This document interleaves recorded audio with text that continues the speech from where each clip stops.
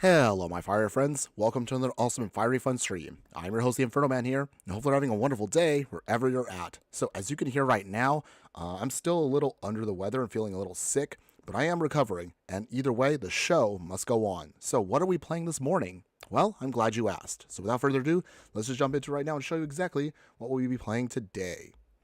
Alright, where are we at here? Where are we at? Alright, I see a couple of you guys. Hola, hola. Hello, my fire friends. Good morning. How are you doing today? Hopefully having a wonderful day wherever you're at. So, Los Leones in Judith Ortega. Oh, okay. Got some Spanish speakers today? Well, hello. Hello. Sorry. Again, sorry if I sound a little off and a little Again, I was just mentioning right now, I'm a little on the sick side here. If you guys speak Spanish, again, also apologize on that. I'll just try to hear you out just the same. Any case, so we're going to be playing, of course, as always, our favorite game, Magic the Gathering here, Arena, and Jinx. Oh, you guys are hilarious. Okay, well, either way, appreciate you guys. Mega Shocklands, Orochi Saffron, good morning, my fire friend. How are you doing today? Hopefully having a wonderful day wherever you're at. So, as we're going to be playing today, we're playing our latest deck that we're going to be building that's focused around one of the commander precons, Auntie Ool, Cursewretch here. So, without further ado, join me today in the Brawl format for a deck that's pretty much going to be called Auntie's Wait, I cannot remember my words right now. So, Auntie's Blight. So, we're going to be using the Blight mechanic, of course, to then see how many counters we can put on stuff, and hopefully we can go off with what we have. So, that's the game plan for today, everybody. So, as always, before we get started, we do want to remind you again, this is how the game plan is going to work. We'll go over the stats of the deck, we'll cover all the cards in the deck itself. This is going to be a budget version for the first half of the stream. We'll then play as many matches as we can in, of course, Brawl for the first half. In the second half, we'll then upgrade the deck to see how much more further you can take it if you really want to go all in on this mechanic. Oh, okay, you guys are laughing over there. Haha, yeah. Okay, well, thanks again still for being there, everybody. So, getting us started here. Auntie's Blight is going to be a Jund deck, which means it's going to be black, red, and green. Average mana curve is going to be 2.2, and we'll be looking at 31 creatures in the deck, 15 instants, 15 sorceries, 1 artifact, 4 enchantments, and 33 lands. So, first off, again, bear with me. I'm going to try to get through this without trying to completely lose my voice again. But otherwise, Auntie's Blight is focused on, again, Auntie Ool, Cursewretch here. So this is a 4-mana, 4/4 Goblin Warlock legendary creature. Its ward ability allows it protection by having Blight 2. So, whenever -1 -1 counters are put on a creature, we could draw a card if we control the creature. If we don't control the creature, the controller will have to lose 1 life. So, what's nice about this card is, if we put -1/-1 counters on ourselves, we can keep drawing the cards we need to.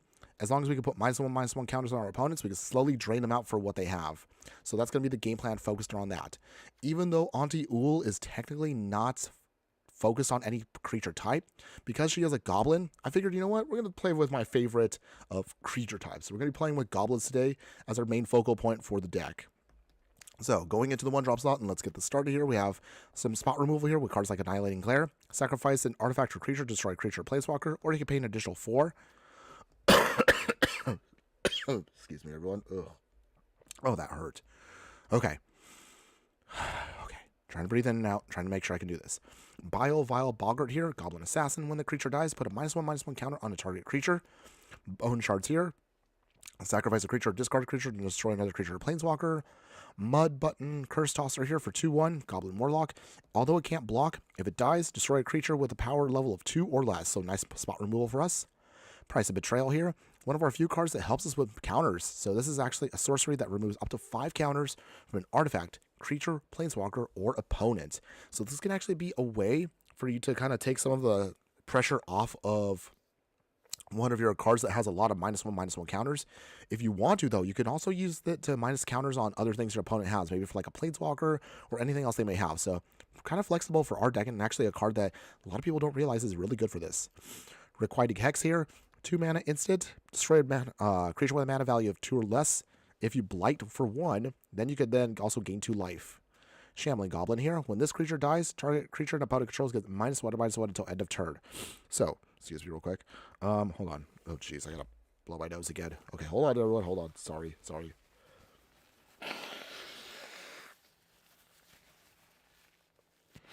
Ugh, phlegm. Phlegm is disgusting, everyone. Try to avoid that as much as you can in life. But otherwise, so while it doesn't leave a -1/-1 counter on our creature, just helps us again, just make sure we can weaken something whatever our opponent has. Urborg Repossession allows us to bring back a creature card from our graveyard to our hand. We can kick it to then gain 2 life and also bring back a permanent card, so we can get 2 cards for the price of 1. Orochi Saffron. Might have to include that to use against a poison deck my friend is building. Ooh, that is true. But we'll actually cover poison regarding this in the upgraded section, so stick around for that, Orochi Saffron. We actually have an alternate build of this later on that we'll talk about that actually might involve poison counters. Whisper of the Dross, another great card for us for the -1/-1 counter plan. So target creature gets -1/-1 until end of turn, and we can proliferate. For those that have forgotten, proliferate allows you to then give another counter of any kind to any number of permanents and or players. So this is actually a very powerful card at 1 mana. We can then put a bunch of extra -1/-1 counters across the whole board. Cacophony Scamp here. When the creature hits a player for damage, they can sacrifice it, and if you do, you can proliferate. So this is realistically, you don't want to use this as like spot removal. Realistically, you just want to get in 1 cheap point of damage with this, and then sacrifice it if you need to proliferate, and put a ton of -1/-1 counters across the board against your opponent. More often than not, they might not, fall for this, but it is an interesting backup plan if we can get this to go off. If we get some extra counters on it, that's also a bonus. Cinder Strike here, 2 damage to a target creature. You can blight 1, and if doing so, 4 damage to that creature instead.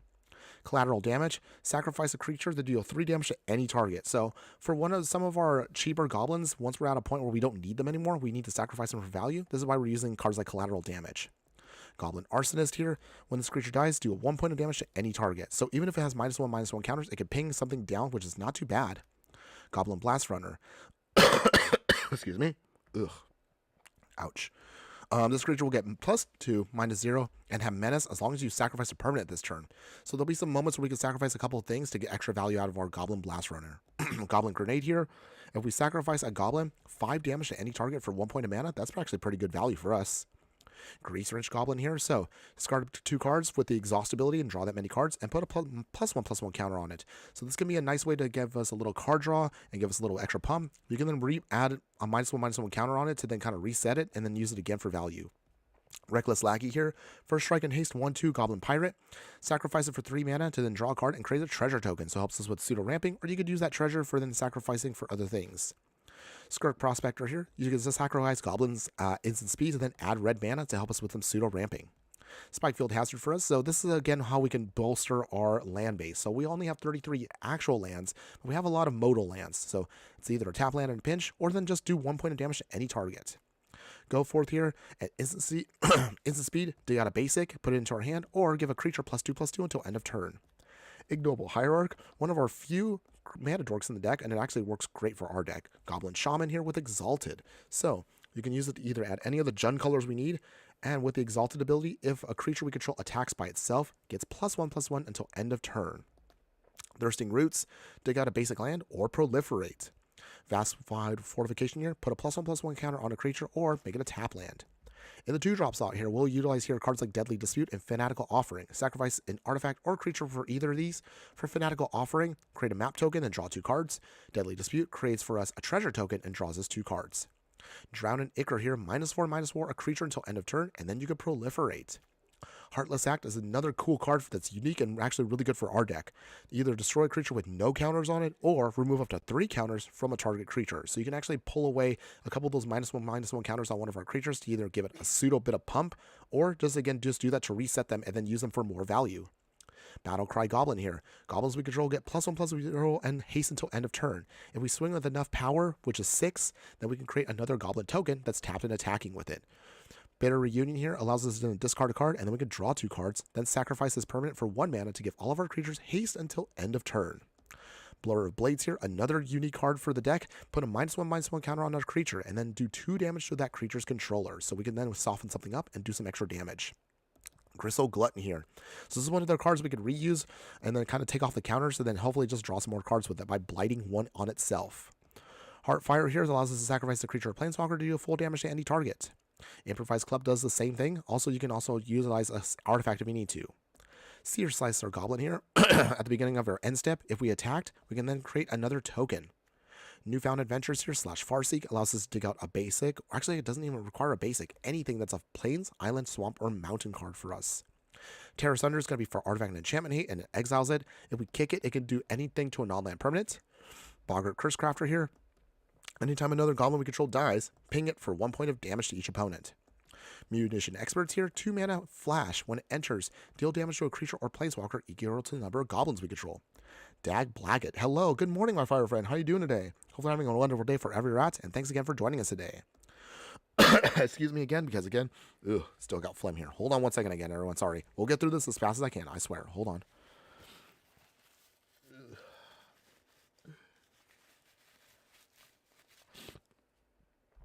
Oh, that was disgusting, by the way. Okay, again, phlegm, everyone. Sorry. Okay, moving on. We have Arcane Signet here. So again, we're a multicolored deck, so it's a staple for our deck for a mana rock. In the 3-drop slot, we have Bastard Remembrance here and Boggart Mischief. They do the same thing. So anytime a creature we control dies with Boggart Mischief, is specifically a goblin, each opponent will lose 1 life and we can gain 1 life. So since we're going to be utilizing a lot of goblins for sacrificing, blighting them and everything, we might as well just get some life back to then help us stabilize. With Bastard Remembrance, when it enters, you also get a Human Soldier, which is again just cheap fodder for us to use whatever we need to. Boggart Mischief, if we blight 1, we could create 2 goblin creature tokens, which is nice value for us. You're doing great. Well, that's good to hear.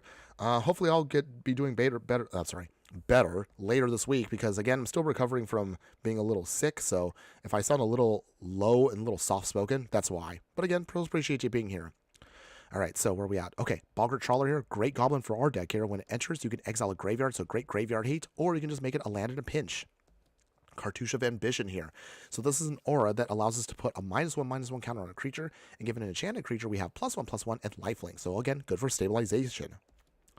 MTG Hillbilly, good morning, my fire friend. How you doing today? Hopefully having a wonderful day wherever you're at.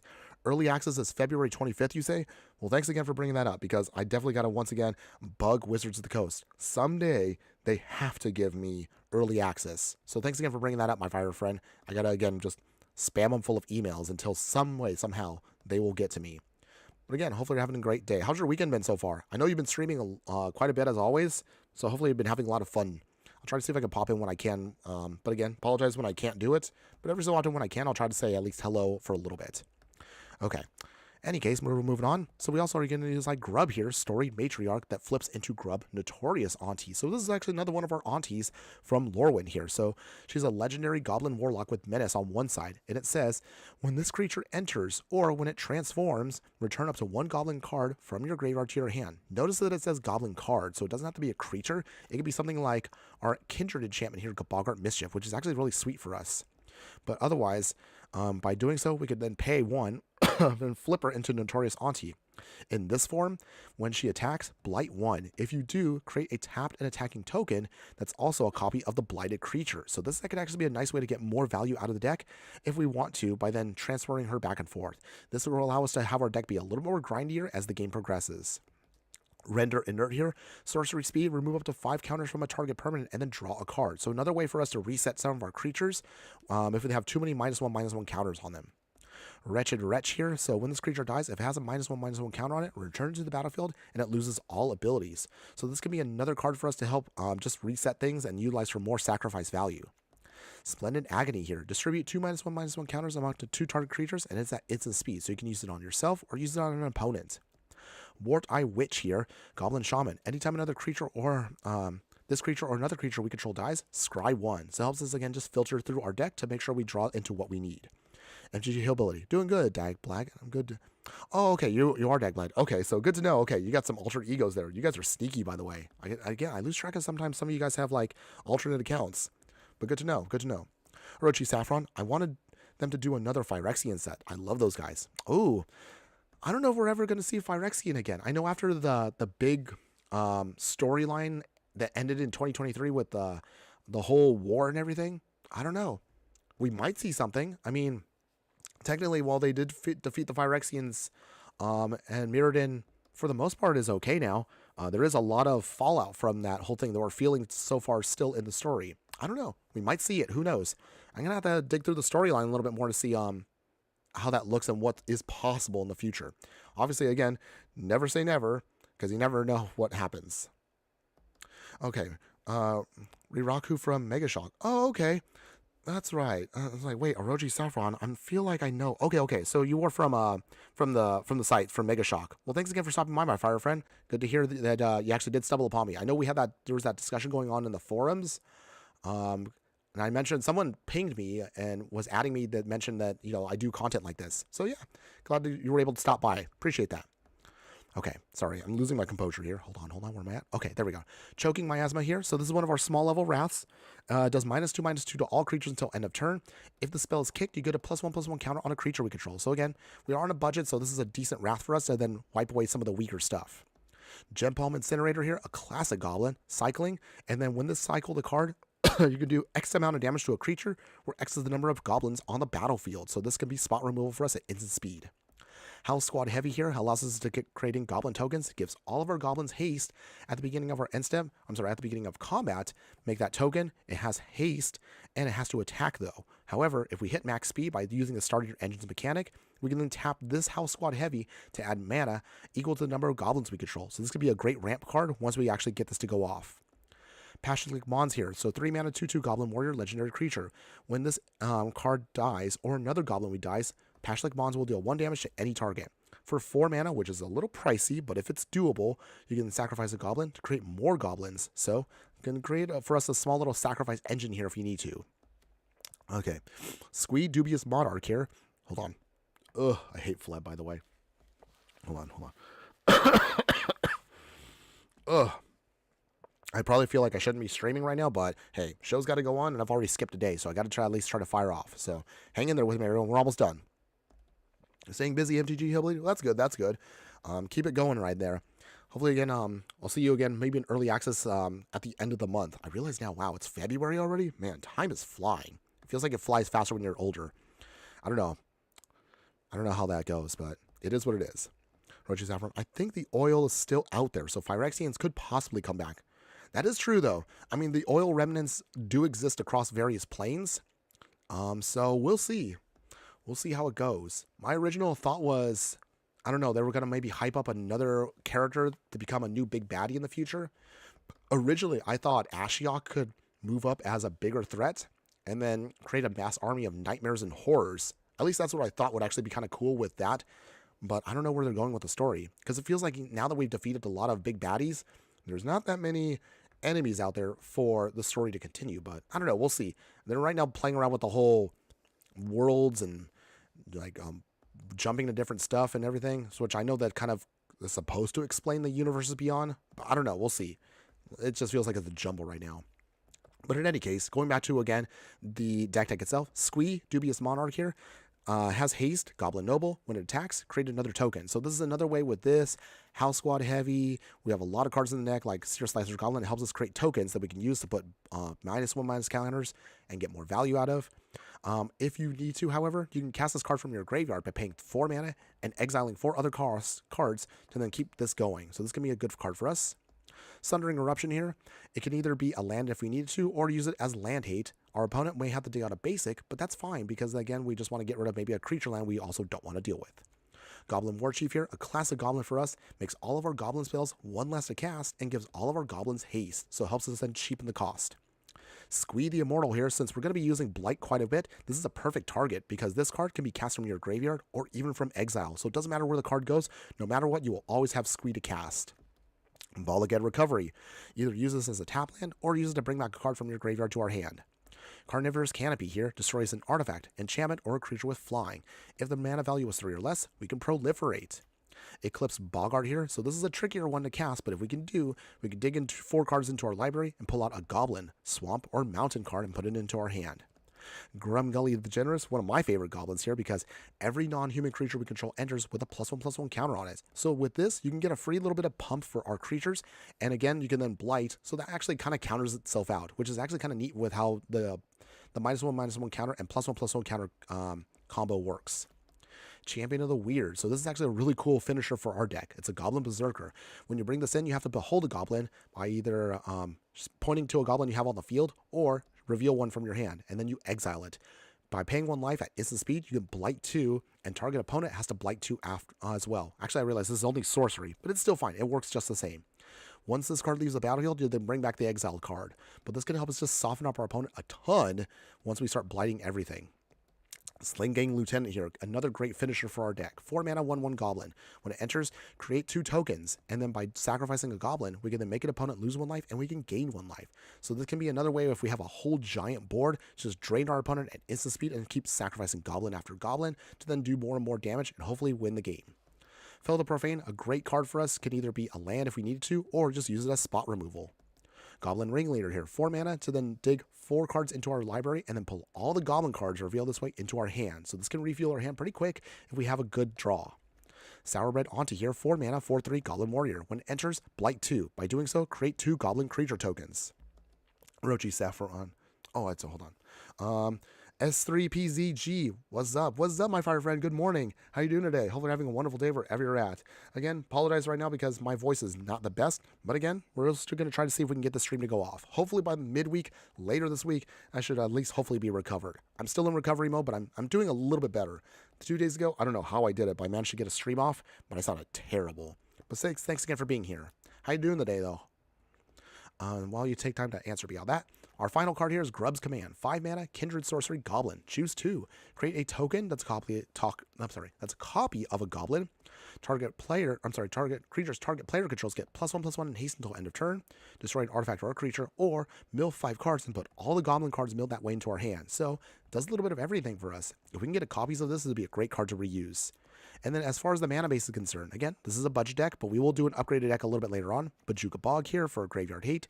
Infinite Deadlands can be sacrificed to then put -1/-1 counters on stuff. 8 swamps, 8 mountains, 3 forests, and then some cheap tapped duels such as Geothermal Bog, Sulphurous Mire, Haunted Mire, Woodland Chasm, Highland Forest, Wooded Ridgeline. We'll have Twisted Landscape as one of our fetches along with River's Overlook, and Archway here can bounce back some of our modal lands to be reused as spells. Command Tower is a staple. Demolition Field can be destroying non-basic lands. And Nesting Grounds can actually move counters around from one permanent we control to another. So we can then reutilize some of our other creatures for more value. And that is the whole deck, everyone. Once again, as always, I appreciate you guys sticking in there to hear out every single card in the deck. I know sometimes it can be a bit of a slog, but I like to always emphasize again how the deck is meant to be worked. So I like to talk about every card first. But otherwise, let's actually get to the fun part. So we're finally going to play now, and let's see how well the deck can do. As a reminder again, the deck doesn't have to use goblins, but I wanted to do it on flavor because Lorwyn is a plane that is goblin as a creature type. So why not? Why not? Okay, give me a second here. I probably should drink some water. Ugh. Trying to still survive here. And then hopefully little by little, I can recover my voice. So while we're loading up our first game, how's everyone's weekend so far? Has anybody done anything fun?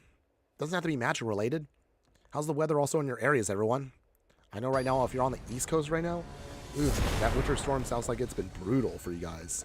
So hopefully you guys have been okay from wherever you're at. Okay, so let's go. While you guys are taking the time to answer that, let's lock in. It's time to do. All right, yeah, let's do this. Okay, so can't really play too many things with his hand, but I mean we have an aired archway to then kind of pseudo ramp. It might take some time, but if we can get a couple more lands, we should be okay with this. Okay, Verge, and our opponent's playing Shiko, so they're gonna try to play stuff for free, which is annoying, but we'll see if we can get around it. As long as we can find a way to soften up our opponent, we should be fine. All right, so we'll play a Swamp. Vile Boggart. Cool. Bruno and P5Y. Hello, my fire friend. Good morning. How are you doing today? Hopefully having a wonderful day wherever you're at. Thanks again for joining us in the chat. Is this deck exactly the same as the pre-con that came out, or a variation? Good question. So this is actually a variation of the deck, because not every card that's in the pre-con exists on Arena. So I figured, you know what? Let's do our own variant. What's nice is, again, Wizards has been now allowing the pre-con commanders to be added into Arena every time we get a new set. So that's actually nice. But because the card pool is not the same as the actual pre-con deck, we have to kind of be a little bit more creative. But it has been working for us, so with what we have, we were able to put together something different.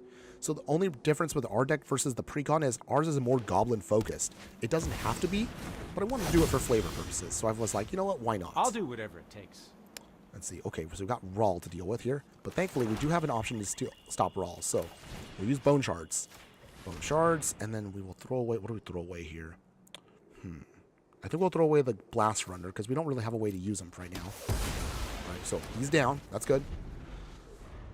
Orochi Saffron. I just designed my deck for my wife. She finally decided to join MTG with me. Told ya, she loves wolves. Nice, nice. Well, I'm really happy to hear that. That for me is the dream. Oh, sorry. Now, granted, for me, oh jeez, okay. I'll pay, and then here's what we'll do. This we'll play Basswood Thicket as a tap land. So I'm happy to hear that it worked out for you. Are you playing Focus on a play? Oh, jeez, my opponent's playing like both Smothering Tide and Rhystic Study. This is gonna be a hard one, everyone. I don't know. We're gonna try. We're just a humble little budget deck opponent. Why are you doing this to us? Don't hurt us. We're just trying. Alright, so this is where Carnivorous Canopy comes into play. They'll get one card off of us, but at least we can get rid of the Rhystic Study. Okay. Okay. Big threat, damn. That is a huge play there to get rid of the Rhystic Study. If that goes off, we're pretty much not going to win. So at least we can still hang in there. We can still fight. New knowledge. Alright. Alchemy card. It's fine. So, let's see. Brunel. Oh, okay. I'm not extremely familiar with Arena, but I understood there are more restrictions for cards. Thanks for the explanation. Good luck. Well, thank you again, my fire friend. Appreciate that. Okay, so we're going to keep paying, even though we don't have to. Only just because we're getting our lands, but realistically, we need red mana. We have red mana, we can actually do our thing. Until then, we have to stumble a bit here. Come on, where's our red source deck? Where's our red source? I need that now. Okay. We're just trying to keep our opponent under control while they have Smothering Tide, which is, again, disgusting to deal with. We'll try. Can't give up just yet. Okay, opponents. Shiko coming down. So this is one of the hard parts was, earlier I wanted to save, actually, our Canopy for Shiko, but because the Rhystic Study was a bigger threat, that had to get removed. So, just one of those small things that...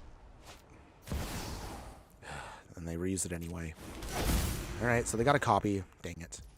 Alright, I don't know if we're going to get around this, guys. We're going to try. We will try.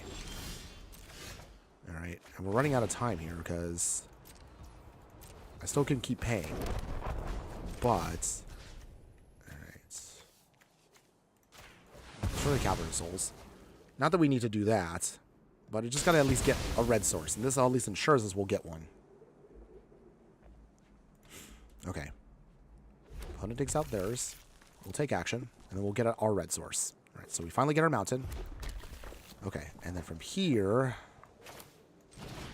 Squad heavy. And they can't pay it, so unfortunately they do get a free card off of that. God, this is gonna be so annoying. Shiko is very powerful. We didn't play a high-powered version of Shiko. We did play a version of it for ourselves. And subtlety. Okay, so our opponent is definitely playing something that's way above ours, which is beyond frustrating. This is one of those things that's also kind of dumb about how matchmaking works with Brawl. Honestly, it really depends on what cards you have, and I think it depends also on the commander. That's how they weigh you on power level. Auntie Ool could be powerful, but our version is budget, so against a Shiko deck with Rhystic Study, Smothering Tide, Subtlety, we're going to get blown away. I'll try, just to at least show you how the deck can work. But right now it's not looking good. We're not giving up, though. Still pay the 2. I'll squad heavy again. Pay the 1. Yes, we pay the 1. Ugh. Ugh, this is rough. Okay, at least we got it off. Oh, jeez. Come on, opponents. Why you gotta be this way? As we die. The munitions expert is nice, but we're still a ways away from using that. Alright, we'll still keep it on top, though. Okay. Opponent, do you have anything else? This is not fun. This is not fun right now. We're going to hang in there. I don't want to just quit immediately. We'll try a little bit longer, but man, opponents just... They're just playing at completely oppressive level. It's fine, though. It's fine. Gonna keep on keeping on for a little bit more. Okay, sacrifice for the Air Mesa. Okay, opponents. Okay. Okay, swinging away. Go down to 11. All right. Still not doing too well here. We're trying. Okay, pay again the 2. We will play Auntie Ool one more time. Can't get it here. We might as well just give up because we're not surviving for much longer.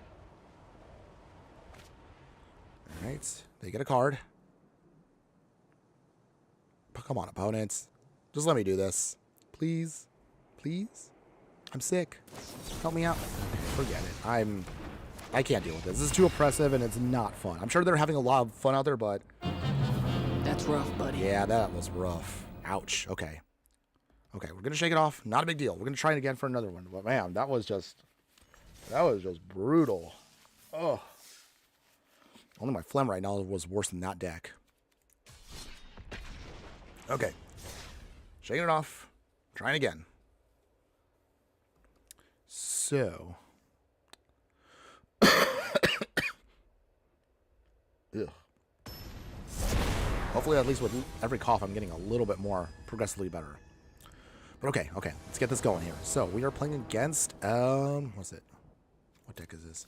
Oh, it's Ashley. Okay, so it's the 5-color elemental deck. So also our opponent is playing with a precon commander, but let's see. We will do an elemental deck at some point, so this is going to be happening eventually down the line. Let's see what we got here. So okay, we can't cast much of anything with this. Let's mulligan. Okay. We'll keep this. This can work. If we can get a red source, I'm sorry, if we can get a green source, we should be good here.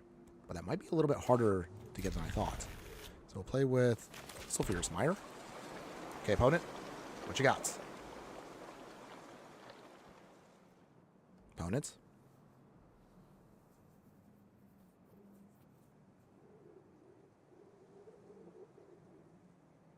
Opponents. You there? Opponents. Hello. Hello. Okay. Wooded Foothills. All right. Cracking a Wooded Foothills.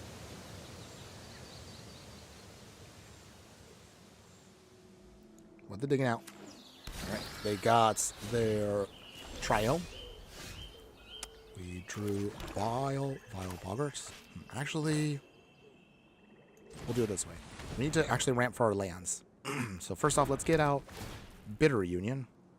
We will throw away Bile Vial for now. Draw 2.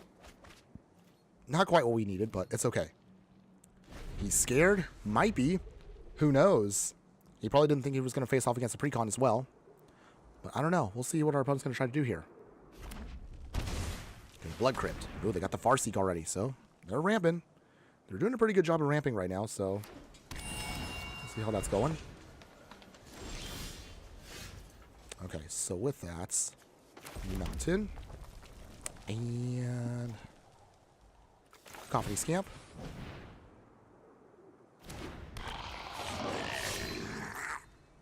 Nothing yet. We're just gonna have to wait it out a little bit longer.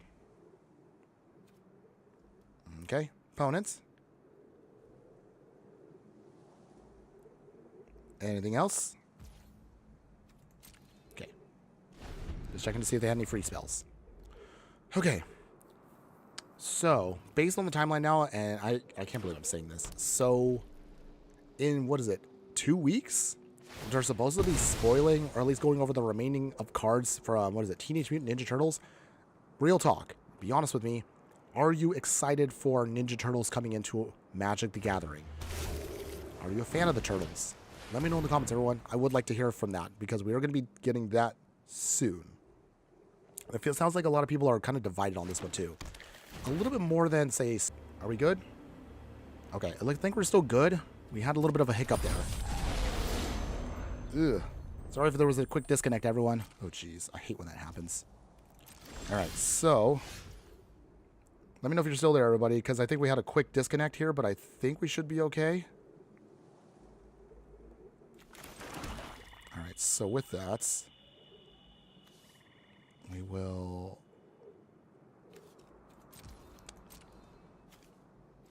Swing here. Okay, opponents.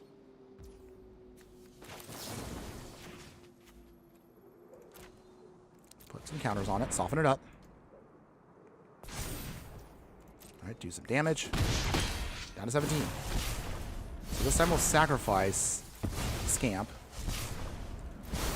Get rid of that. Paying our opponents. So they get back the Realm Walker, which is annoying, but still there. Okay. Alright, so. Okay, I don't think we lost anybody from the quick little hiccup there. Wasn't that long, so only a couple seconds. But it's still annoying because on Twitch, it kind of killed the stream a little bit there. But I know most of you guys are watching from YouTube, so YouTube stream should be going just fine, right? Right? Alright, small. Play Grizzle Glutton. Oh, geez. Again, we need like 1 mana right now. We should be fine to actually get Auntie Ool going. We're still not quite there yet. Just a blip. Yeah, I realize like if it's more than like, I think it's like 20 seconds or whatever, then I lose the stream completely. And any momentum I have ends up feeling like I completely get ruined there. I just don't want to have to splice the stream together if it got cut. Such an annoying thing. Alright, nothing yet. I was trying to see if my opponent would take the bluff. They did, so it didn't work out in our favor. Okay. Ultrotha. Alright. Okay, opponent. They're now going to start reusing their stuff here, but we'll see if we can get around them. I forgot that's an elemental. Okay, Boggart Mischief. Okay, that's cute. So for this, so we'll cast Boggart Mischief. We'll then Blight the Eclipse Boggart. I'm hoping we can counter some stuff. Alright, so we've got a couple cute little counters here. Here again. We will discard. Alright, how do I do this here? Okay, Script Prospector. Not quite what I needed, but it might be helpful in the latter parts. No attacks. So I think what I can do with this is we can remove the counters with Render Insert, and then we can reset it so that way we can use Blight again on it. Okay, hopefully this will work. Hopefully this will work. Ashling the Limitless. All right, coming in. Ugh. Its ability is a little bit on the scary side, though. Okay, Return to the Wild Speaker. They redraw their new hand. Alright, come on, deck. Give me a little love. I just need at least just one green source. And then Auntie Ool can at least come into play. Come on, deck. Show me some love. Opponent might swing. Maybe. Opponent. Swinging. No? Huh, okay. I was expecting to swing there. But okay, I'll take that. That helps us out a little bit there. Okay, oh, thankfully. Okay, so an Arcane Signet. Good enough. Good enough, okay. Finally. Okay, so Auntie Ool coming in. So from here, we should be able to start drawing some more stuff. How do I want to do this, though? I think we can Blight onto Auntie Ool. Blight Auntie Ool herself. Get a counter, so that means we can draw a card. Opponents. Oh, they have Solitude. Ugh, jeez. Alright, so they can exile a creature. What do they exile? And they also get an extra couple triggers. But they have to Blight, though, so they have to take something. So they ping them. They lose Auntie Ool. Back to the command zone. So the evoke shenanigans now begin.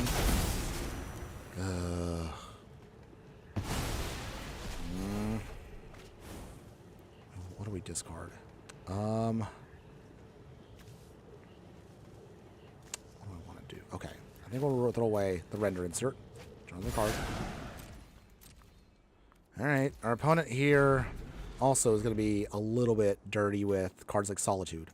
Don't get me wrong, I'm not saying they can't do it, but it just feels like we're completely at a mismatch for power.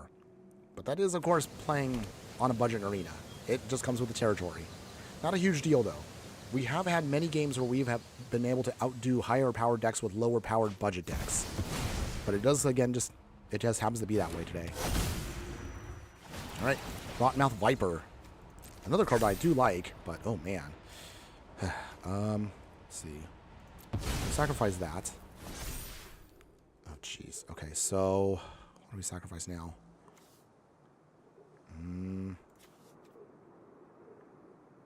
Only to lose 4 life. Drain them. Get evoke. Jeez. This is so broken. Look at that.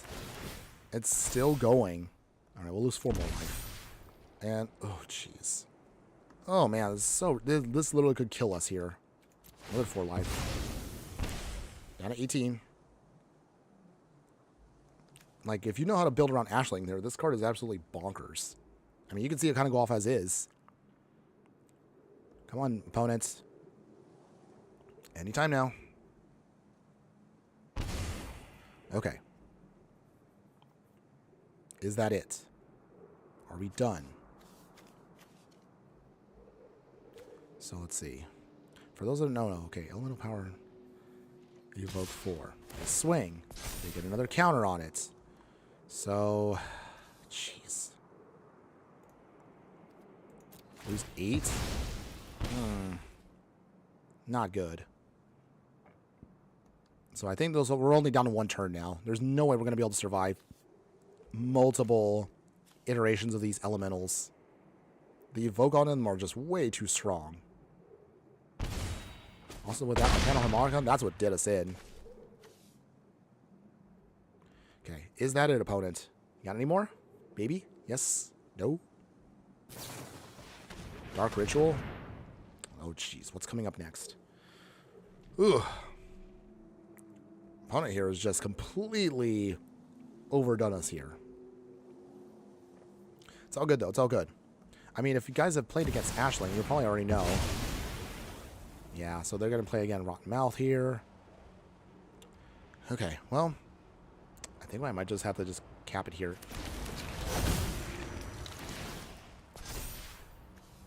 Four.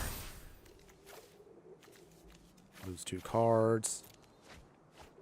Is that it? Are we done? They literally just stripped us of everything.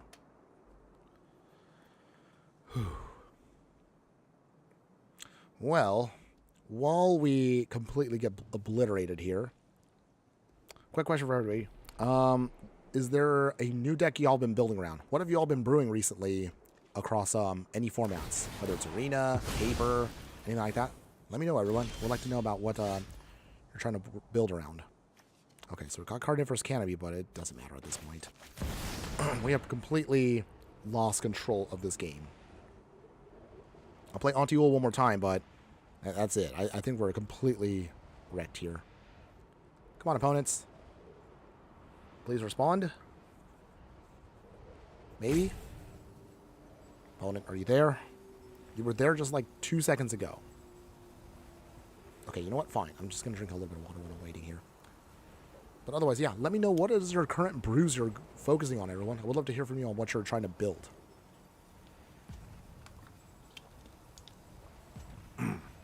Orochi Saffron. So I hate my friends. I'm trying to build an MLD deck without Sazerel. Okay, okay. You hate your friends? You're trying to be that person at the table?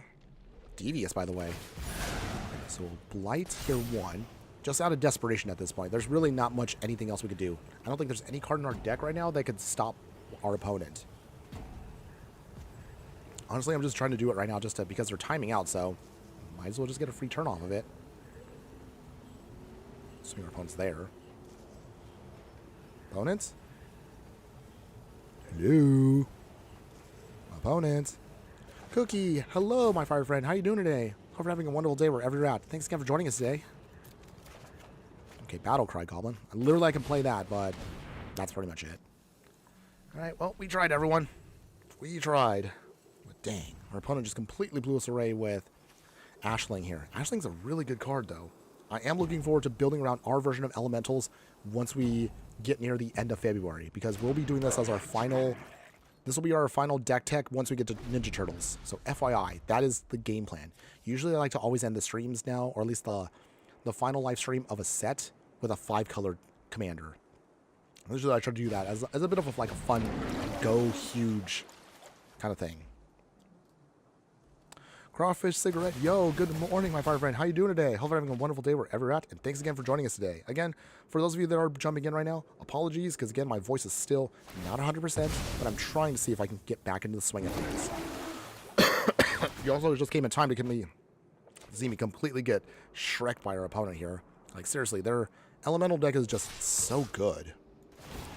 Okay, so at this point, all right, we throw away sacrifice. We lose, like, everything there. Block here.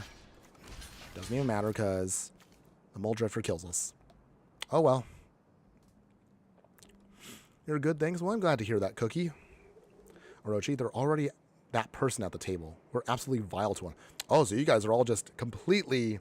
You guys all just are like the arch enemies to each other? Wow. That must be a pretty harsh table at times. I'm curious, though, what all of you play. Okay. All right. We'll take our L. It's okay, everyone. We fought as best as we could, but we were not going to win that one. Okay. Let's do one more with the budget deck, and then we'll play the upgraded deck.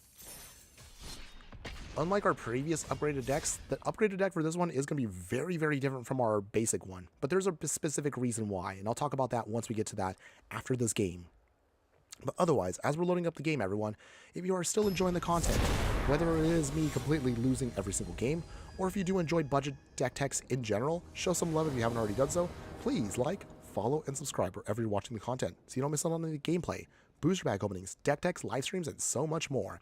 We try to do, again, throughout the week, at least 2 live streams, usually on weekends, or sometimes on weekdays, so that way you guys can enjoy stuff that I like to play live. Or...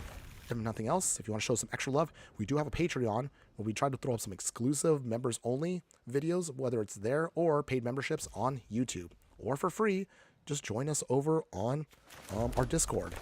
We talk about Magic the Gathering stuff and all other kind of cool stuff there. Be part of our growing group of fiery friends, and your support, no matter what you do, helps keep this channel going. So thank you again for everyone that's been supporting me however you'd like. All links, of course, will be in the details below once the stream is over. Okay, so... here's how we do this. We will play Swamp, and let's see. Battle Cry Goblin. Swing.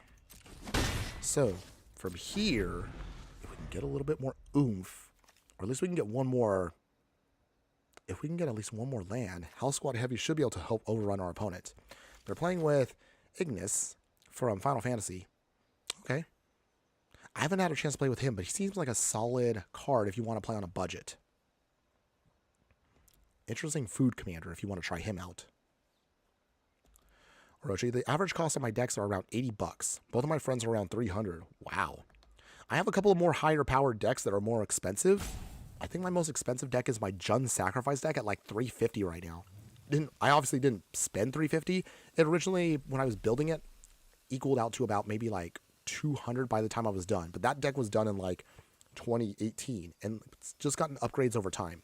The only card I had to take out was Dockside Extortionist. Had to go bye-bye. Funny thing, though, I actually bought that card when it was like 20 bucks, and then that card shot up, and then it completely crashed because it got banned. Maybe someday we can bring it back. Okay, Twisted Landscape. Not quite the land I'm looking for, but it does work. It will work.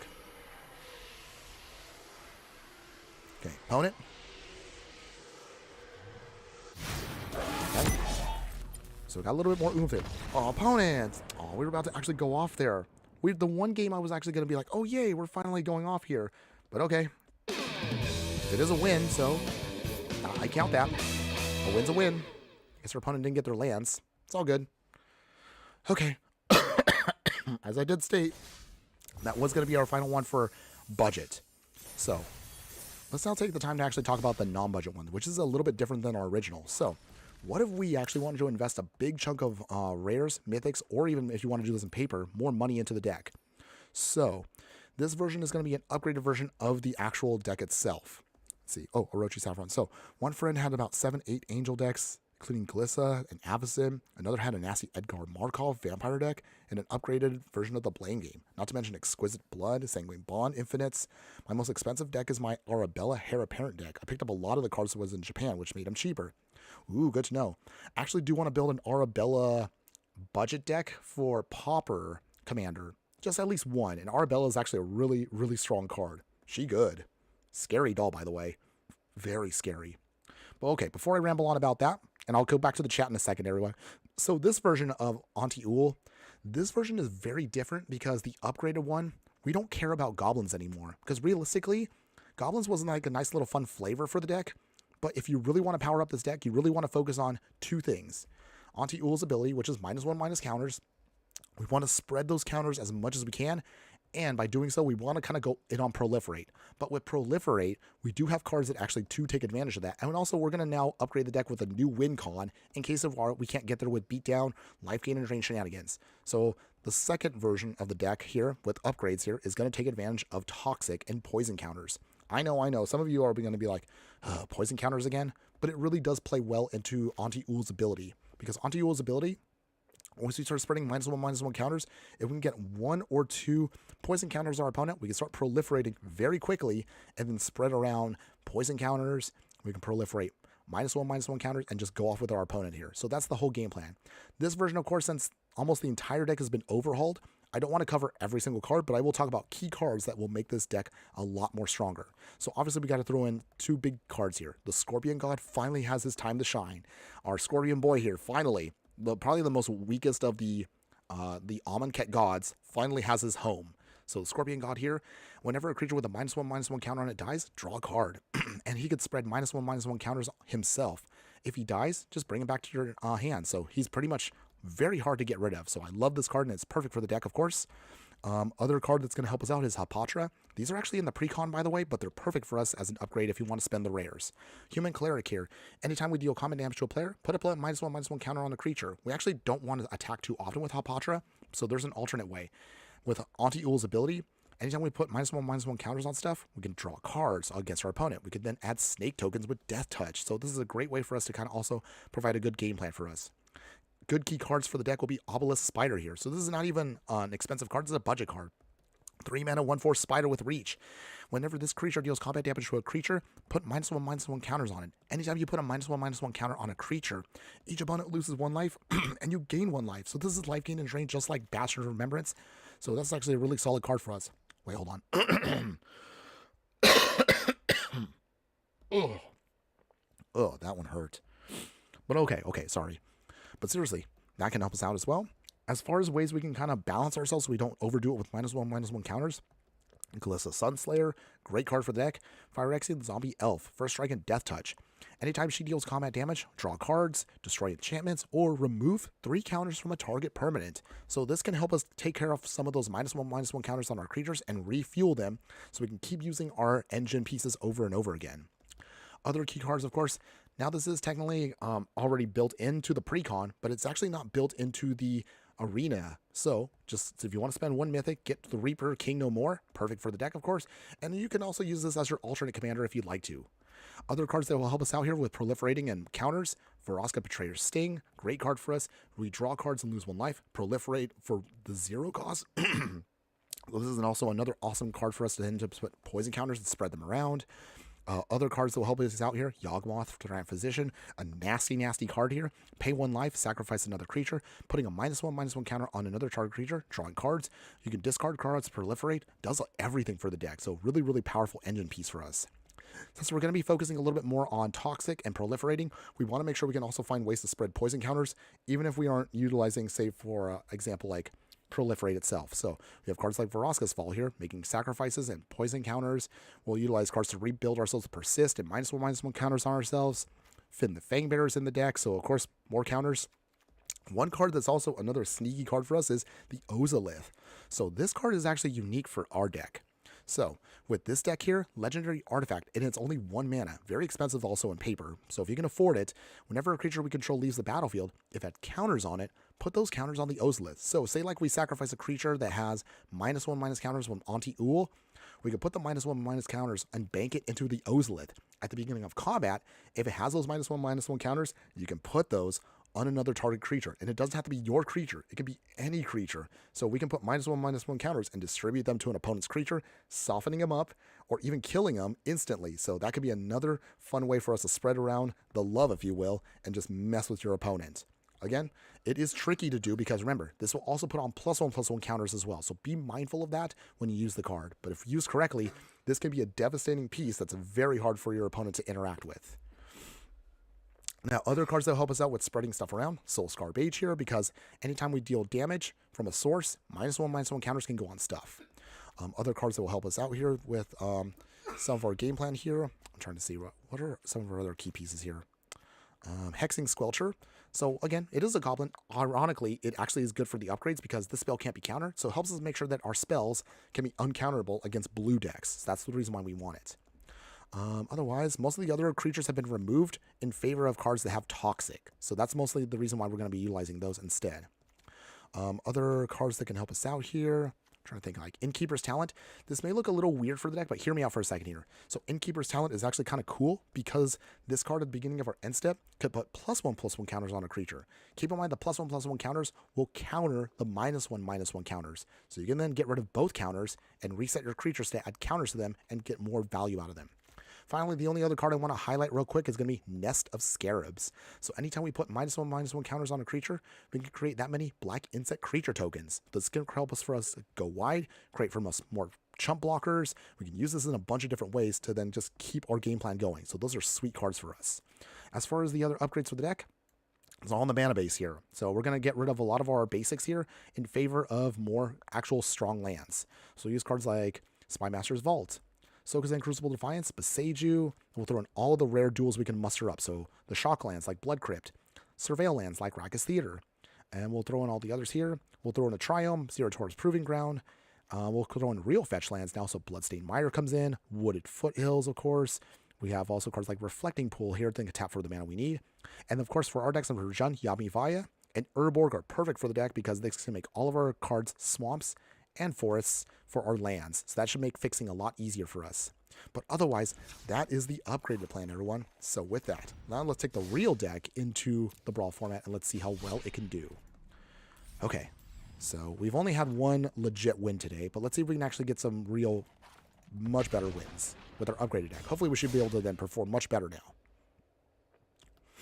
Okay, Orochi Saffron. I love Arabella. She's fun. I actually put together a very powerful version of her that's on a budget in Pioneer too. So she's actually good in 60 card and 100 card decks. Really fun card, by the way. Hopefully they may also make more toy cards in the future. I would like to make a whole scary toy-themed horror deck that I could put together with her as the leader. Love me some poison counters. My first deck was a poison deck with Venser. Oh, that's nasty, by the way. So I guess my question for you, Orochi, is what are your thoughts on poison rules in Commander? Would you actually change it so that way it's not 10 poison counters? Would you rather it scales up appropriately for Commander, or are you fine with it as is? Let me know. And I guess that would also be something I would ask everyone else. What are your thoughts on that, everyone? Thoughts on poison? Do you like poison decks? Do you hate poison decks? Would you rather they change the rulings? Let me know. I'd love to hear from you guys. Otherwise, until then, we will play Pestilent Siphoner. If we can get one poison counter to go off, that'll give us a perfect win con if we cannot do the -1/- counter shenanigans. Ooh, Bitter Blossom. All right. Opponent is bringing it. We'll play Bastard Remembrance. Make a soldier token. All right, so we got the first poison counter on our opponent. So hopefully this puts a clock on our opponent as the game now progresses. Okay, we got Heartless Act. We got Cinder Strike as well. So we have quite a few different ways here of trying to get our game plan to go off. Hopefully we can get it to go off here. Ooh, Galagrator. So this is another card also I forgot to mention. This can be a good engine piece for you for -1/- counters, because every time another creature enters, you can play one of its alliance abilities. So another sweet way for us to get stuff going. Okay, Bloated Contaminator. Swing now. Do they block? Obviously they block the Pestilent. getting drained as well. So little by little, slowly whittling away at our opponent. Our opponent is playing Malloran, which we haven't played yet, but we will be building a deck around her, hopefully in the next week or so. She is also a really nasty card to fight against, but she is good. All right, so our opponent's going to start... Oh, they stole our Arcane Signet and our Nest of Scarabs? Wow. Ugh. That's a brutal hit. It's okay, though. We'll still make it work. We're still going to make it work. So they're playing our Arcane Signet. Okay, and then from here... All right, so I guess we're going to have to do it now. Okay. Destroy Malloran. All right, so it's down. All right, and then from here, Piercing Roots. Dig out a basic, because we need to get that out. We will get out... Let's get our forest. So at least that's out of the way. Swing here. Orochi Saffron. No, I'm fine with it. Since I've been playing it, you can see that I can see the hurdles you need to go around to get to those counters, though. No surprise, of course. I mean, personally for me, I think if they scaled to maybe like 15 counters, I think that'd be a little bit more fair. But I do understand that some people probably hate that it's 10 only. But at the same time, if you're playing a 4-player game, 10 poison counters is actually a little bit harder than people think. Because you're dealing with 3 other opponents as you're trying to get your counter game plan to go off. So I don't know. I guess I have to think about that a bit. Okay. Let's see here. Can we get out of this predicament? Okay. Ooh, Hapatra. Hapatra's pretty good here, too. So in this instance, we will... I'm going to swing here. See what our opponent does. Okay. They do take the hit. Might gain a drain, but we connive. And then we'll throw away Margmoth. So get a counter on Hapatra. Even though our opponent's stealing our land... Oh, jeez, they stole one of our mountains here. Ugh, that was a bad hit to take. So even though this is very annoying, our opponent is also on a clock. They're at 12 life. So they are getting drained fast here. So if they're not careful, they will get blown up here. Okay, Bash Remembrance. Still keeping us alive at least. So we're still in this fight. Not giving up. Okay, opponents. Circle of Dream Druids. Alright. Keep stealing our lands. Ugh. No. They stole our fetch land. Okay, it's fine. It's fine, everyone. It's fine. We can just get Malloran on the next step here. We should be okay. Okay, Voracious Tome Skimmer. We're stealing more of our stuff. See, this is also why if there's one archetype that I hate when I play against it, it's stealing. Theft decks are definitely not my jam. Okay, so how do we do this here? Galagrators. Okay, Bone Shards. Discard. Malloran goes bye-bye.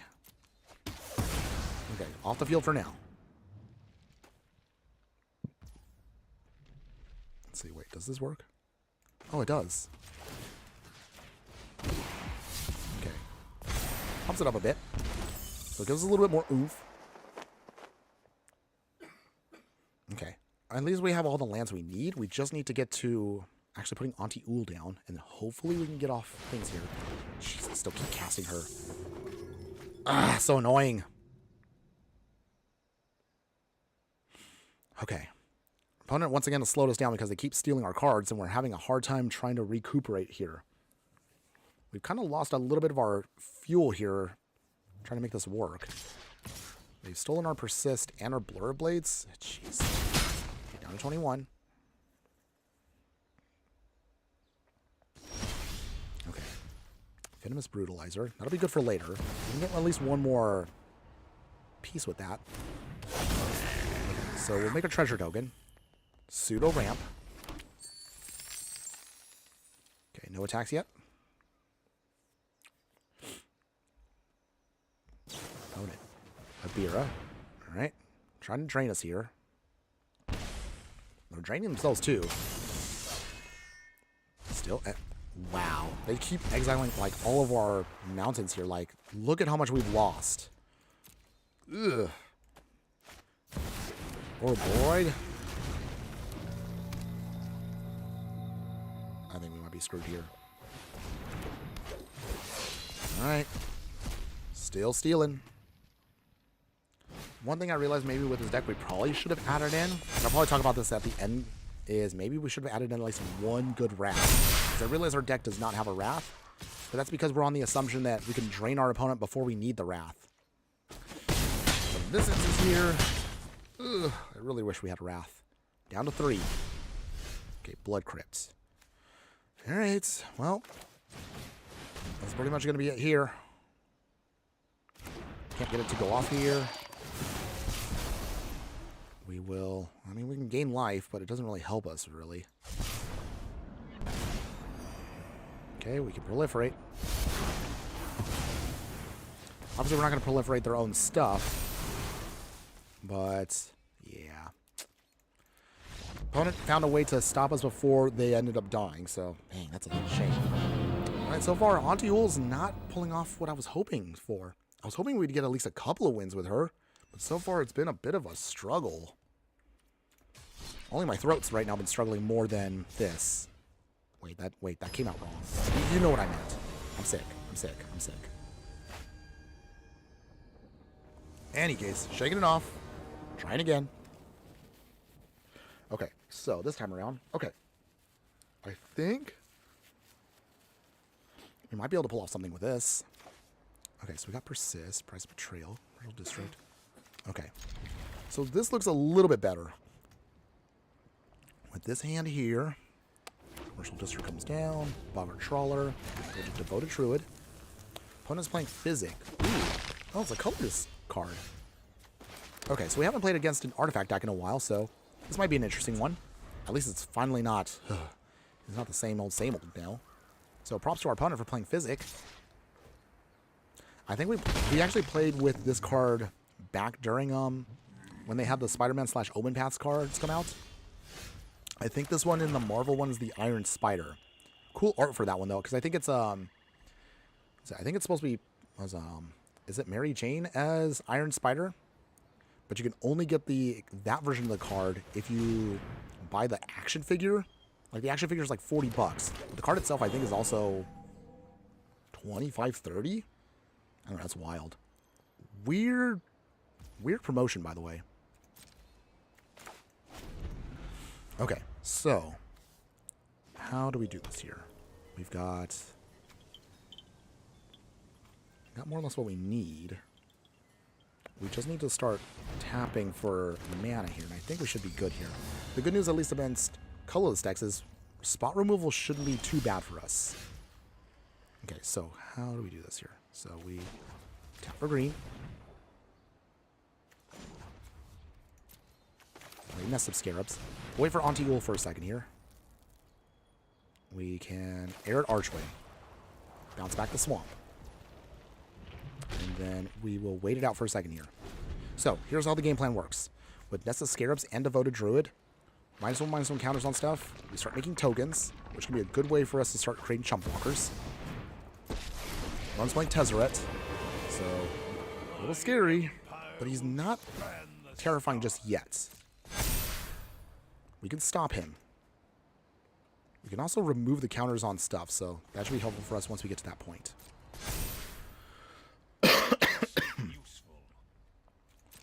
Okay, opponent. So here's how we do this. So, untap. But this creates for us at least an insect, so we can actually use these to stall for a bit. Cool. Alright, so block Physic. So we save ourselves 4 damage there. They remove. Oh, they put pumps on stuff. Okay, they're still pumping. Down to 20. Okay, so from here.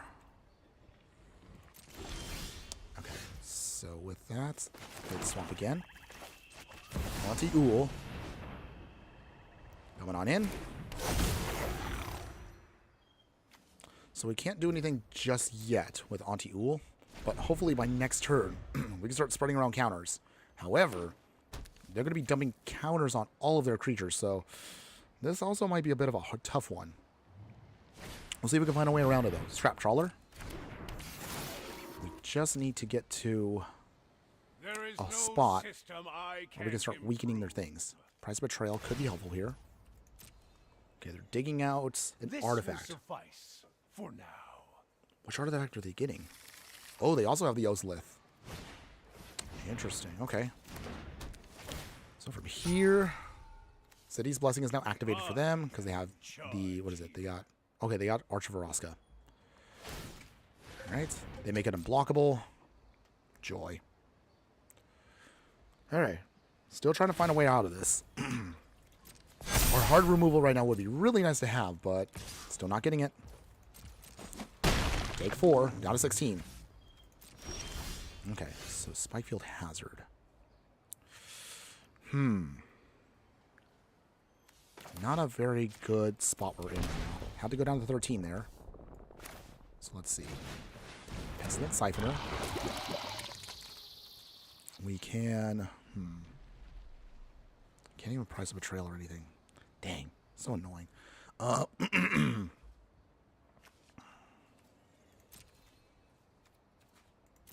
Still no attacks. Okay. Still in a bit of a hard spot here. Just trying to find a way to get around things here, but with all the counters, they keep growing. We can't spread around our -1/-1 counters all that much. Technically, you do get the trigger to go off. You just cancel out their counter. You counter their counter, if you will. Okay, opponent. Maze Mind's Tome. Scryan. Roach Zephyr. Note to self. Add in a Darksteel Mutation and Oubliette into my decks for opponent's commanders. I wish we had Oubliette in Arena. Although I think some people will probably be confused as to how that works. I don't think we have Darksteel Mutation still in Arena. I would love to have that card. Very devastating card to get hit with. Okay. Opponents. Anything else, opponents? So I think our solution here might be to chump block just to get around this. Okay. Opponent swinging. Obviously. Okay. Physics swinging. Gingerbread singing. Block Physic here. Let's see. And that's it for now. Put the counter on it. We're just doing this just so we can just get stuff going here. Okay, draw a card. Scavenger Grounds is not what we need right now. Okay. Take the 8. Well, actually, we're down to 8. Whew.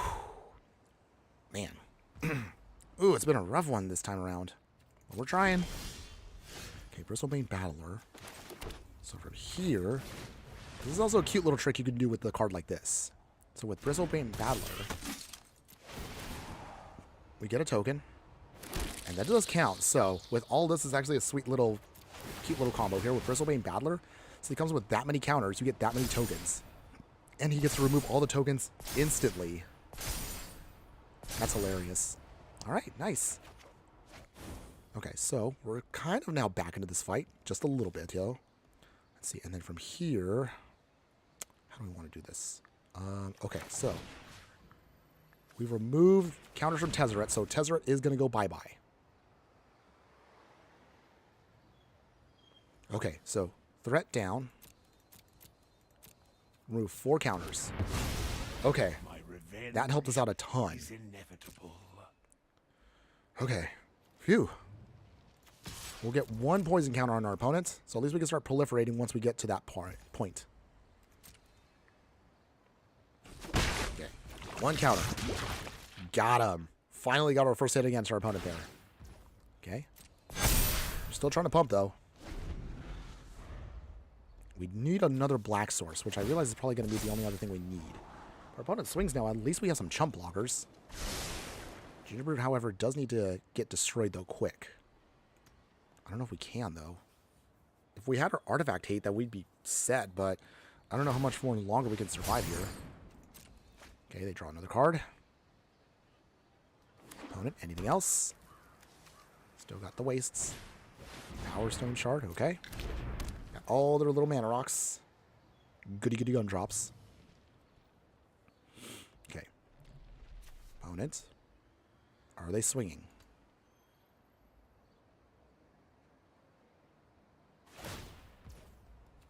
There are counters on stuff. As long as they can't get a final counter on Gingerbrute, we can survive one turn. Just one turn.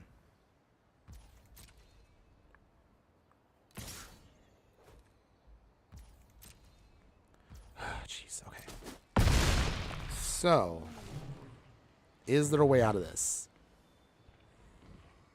Is there a way to stop our opponent here? Alright, this is the turn. Okay. Gallagreators is not quite what we need. Okay, but let us persist. The Voter Druid comes back. Gets a counter on it. We can gain life. We can make a treasure token. So even though we gain life, unless we can get rid of that Gingerbrute, it's just not enough.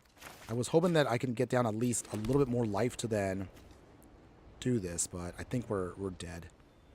Because I was trying to do is say I can get at least one more bit of life here to then get... Oh, dang. Alright, it's fine.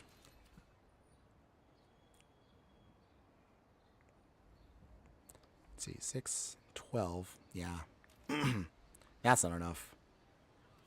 I mean, we could do one final desperation swing, but that's not going to help anything. We really needed hard removal against Gingerbrute. We just couldn't pull it out of the deck.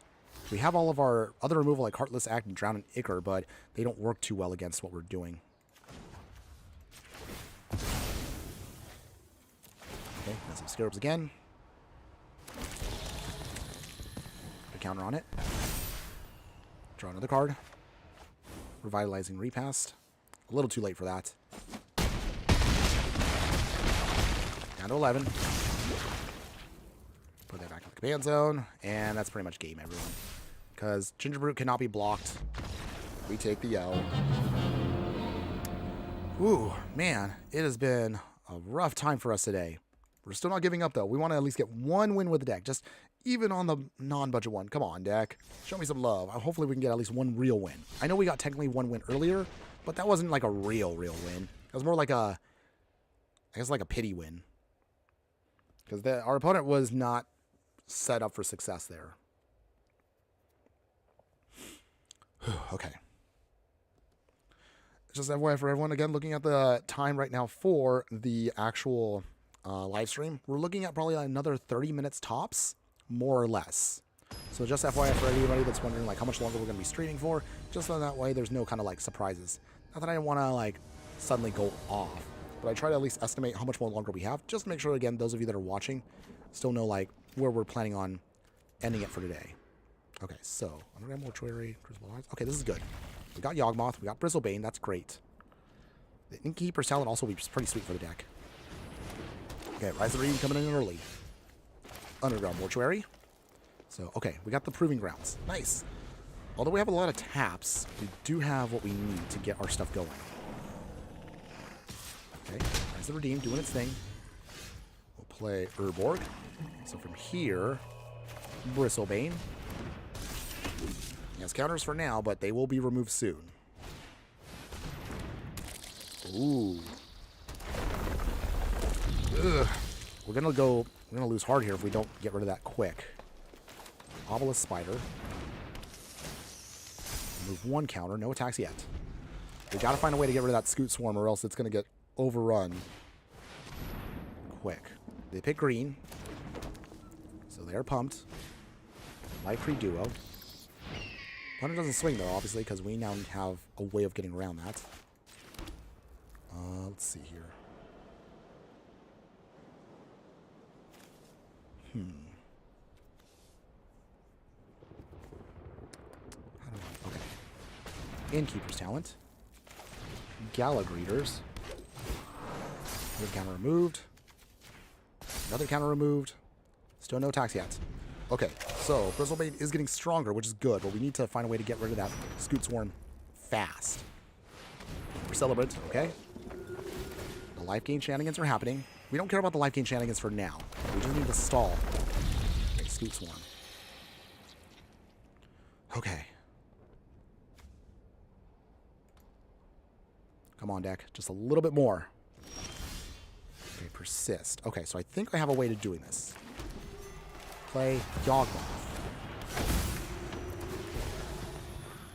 We will create Treasure Token.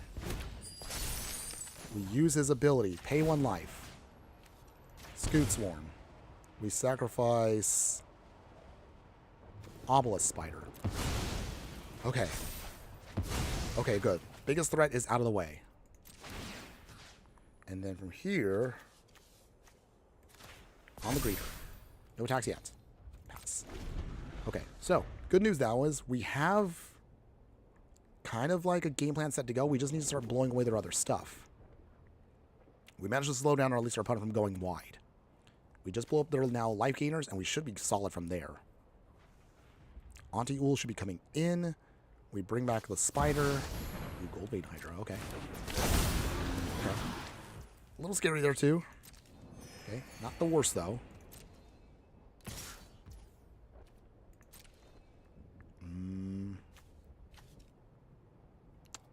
Let's see, hold on. Okay, he creates a bunch of treasures if he dies. Down to 16. Okay. I have a way around him though. We have a way. We can do this. We have a way. Let's see there. Auntie Ool coming in. We will make a tap treasure. Okay, and the final piece is now off of him. And then we can persist if we want to. Nice. Okay, we will gain life. Nice. And then all again, recovery. Tapped. Okay, so from here, we can... Spider. Okay, canceled. No attacks yet. So, from here, now our next step is to then get rid of that Hydra. Ugh. Not more alchemy cards. Oh boy. I suppose we do have a way of dealing with that, so... Let's see if we can pull this off here. Opponent swings. Okay. You want to swing, opponent? You can. We will... Bristlebane here.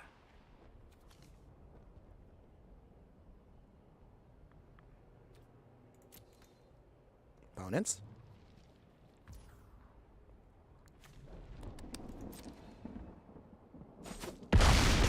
Okay, take only 1. They make a ton of treasures, though. Not what I wanted to see, but we got to get rid of that Hydra before it's too late. Okay, so here's how we do this. Scavenger grounds. So we have now a couple of options here. Squee. So he can be our nice little sack fodder for a bit. More treasures. Building up the treasures. Okay, we will... Stinging Shot. So this gets rid of that. Free duo. And then Heartless Act. 2 slimes.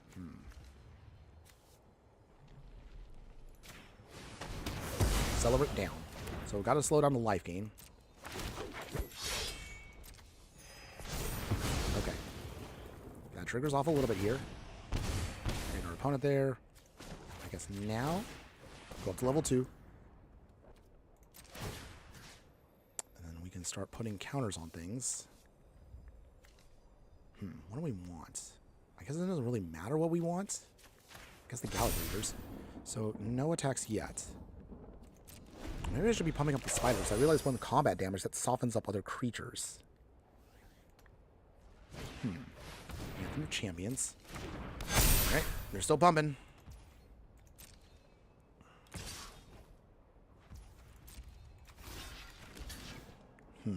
Okay, so from here, I guess that's our best option. We're still going to take a ton, though. But Squee at least can be replayed a couple times. So from here, okay, Soul Scar Mage. So level 3. Okay, we can play Squee again. So this actually should now help us speed up the clock a ton here. Counters. Gallagrators now will get much more stronger. Okay, this should be good now.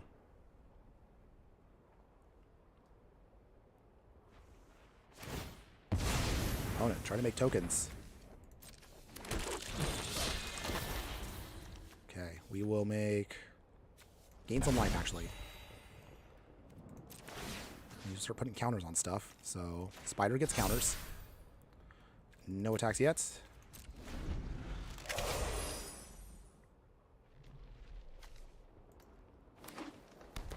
Okay, so from here, they swing again. We will trigger off Yawgmoth, sacrificing Squee. So dump some counters to soften them up. We draw a card off of that. Okay, drain our opponent for a little bit there. Give us some life back. Still trying here, everybody. Still trying. Okay, so from here, let's see. Walk with the spider.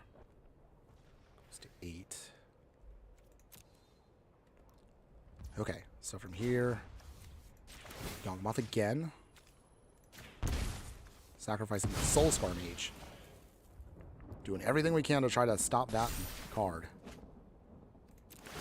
Okay, we got the Great Hinge, which is actually good for us. And then let it go for now. Cool. So that means we soften that up completely. Okay, and then managed to then drain our opponent a little bit more, so we gain some life back.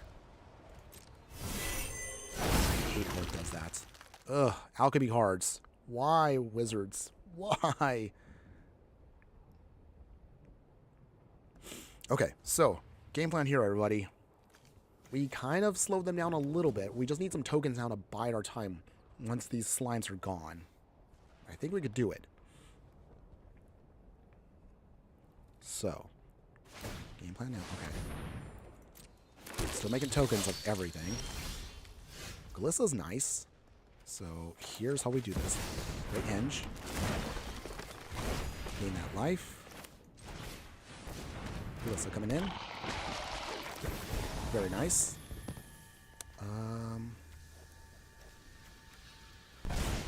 Tokens on it. Draw another card. That's great. We can play Squee again if we want to, but this time around, I think we'll just make a land tap. Okay. I don't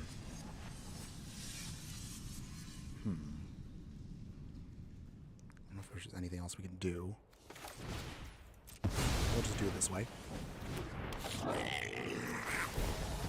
Make a treasure. Draw another card.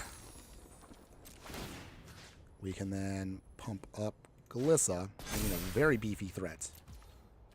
Okay, so from here, our biggest challenge now is just surviving this, and I don't know if we will because they have so many tokens now. We don't have a way of blowing anything away, at least not in the main part of the deck right now. Dedicated. I hate alchemy cards. I know I've been talking about this a ton, but I still hate alchemy cards. A lot of them are not balanced correctly for the formats they're supposed to be in. So, this is what we deal with, everybody. Okay, opponent swings. So, we can block here. They're still going to get another token off of it. That's the whole reason why we're doing it. Okay. More tokens. They'll then tap this to make more tokens if they want to. Let's see, we'll do it this way. We need to soften them up as much as possible here. Sacrifice Squeeze. Okay. We have our little engine piece here. Okay, Rise is gone. Get another card draw for that. Okay. Drain him a little bit there. Still at 13. We're not dead, but we're dead on board. Realistically, though, our opponent has way too much going on for us to stop them. I mean, we could try. Still gaining some life here and there.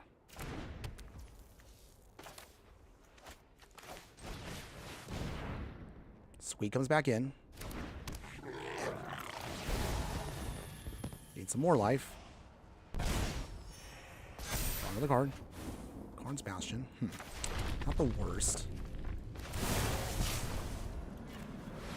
Destroy the Anthem. Okay. Making some progress. Not much, but trying. So at least this helps us slow them down a ton. Oh man, we're just hanging on by a thread here. Make her spit Basilic. Treasure again. Draw the card. Okay. So.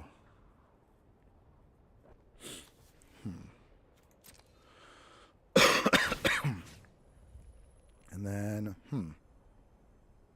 at this point, I don't even know what to put stuff on.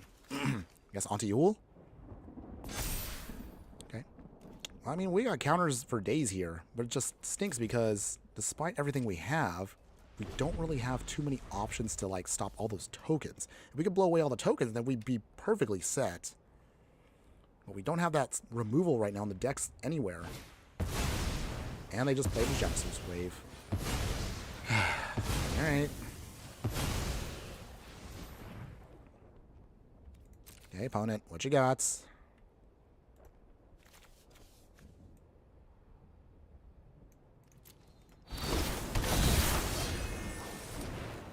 Okay. So the Terror Sunder at minimum. We can at least exile that. No, that's literally the only thing I can do. Okay, so it grounds the whole team. They can flip, though, which is annoying. But okay. Looks like our opponent has managed to stuff us. Shall I? Okay. And, yeah. Well, we tried, everyone. We tried. But we fought as best as we could. So at least at this point now, it's just going to be us just blocking everything for days. So block here, block here, block here, and here, and we're cooked.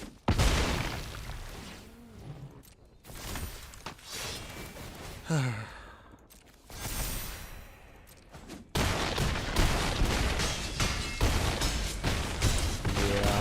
That's rough, buddy. Ouch. Wow. It's been a while since we had a bad run like this, but we have not been able to get off a successful victory at all today. Been trying, but I don't know. Did we build the deck wrong, or are we just completely facing off against really powerful opponents? I don't know. Let me know, everybody. What are your thoughts on the deck so far? I usually wait for that until the very end of the stream, but so far we've had a rough patch here. Still don't want to give up just yet. I know we can at least get one win today. We always try to at least end the stream where we get at least one win with the deck, no matter how bad it is. It's my fault. I'm bad luck for Magic. Oh, don't say that about yourself. Man, I still appreciate you being here, so hey, your support is something that I still am happy to see. But sometimes that happens. We've built decks before that sound great on paper, or I've tested and they do amazing in testing, and when actually I go live, the deck completely falls on its face, and I look like I have no idea what the heck I'm doing. But on the other hand, sometimes you get opponents that they just draw perfectly into everything they could ever hope for. We've had that happen too a lot of times. Opponents that just go off. Okay, opponent's playing Angels. All right, I guess we'll see. I forgot to mention also another key card for the deck is Massacre Girl. So Massacre Girl here has Wither. It gives all of our creatures Wither, which means that we can definitely soften up everything our opponent throws at us. So that's actually a sweet thing once we can get it to go off. We still need at least one more land before we can do this. So Herb. Okay, deck. Any other color besides black. Come on. More alchemy cards. Wasting grounds. I guess we can do an heirloom Auntie. Okay, deck. If there was a time I needed a land, this turn coming up, anything but black would be greatly appreciated. Traveling Chocobo. See, it's just so dumb. The way these cards are designed. Can't display this scavenging ooze, but I guess this works. Soften up that. Yep. Swing here. Well, I guess it gives us a little bit of life. Okay, come on, deck. Where is our other land? We need that. I'm just ramping here like it's no big deal. Out of principle, though, I know some of y'all don't mind alchemy cards. I still hate them. I don't feel like they fit into Magic, and I don't think they're very fair. So for me personally, out of principle, I usually never use alchemy cards in my decks. Because also I want to make sure I can build decks for you that you can put together in paper. So it'd be really clunky for me to give you a deck that has alchemy cards, and there's not really a pseudo replacement for them. In case if anybody's curious. Okay. I'm going to give it another turn. If we do not get our next land drop, we're just going to just quit.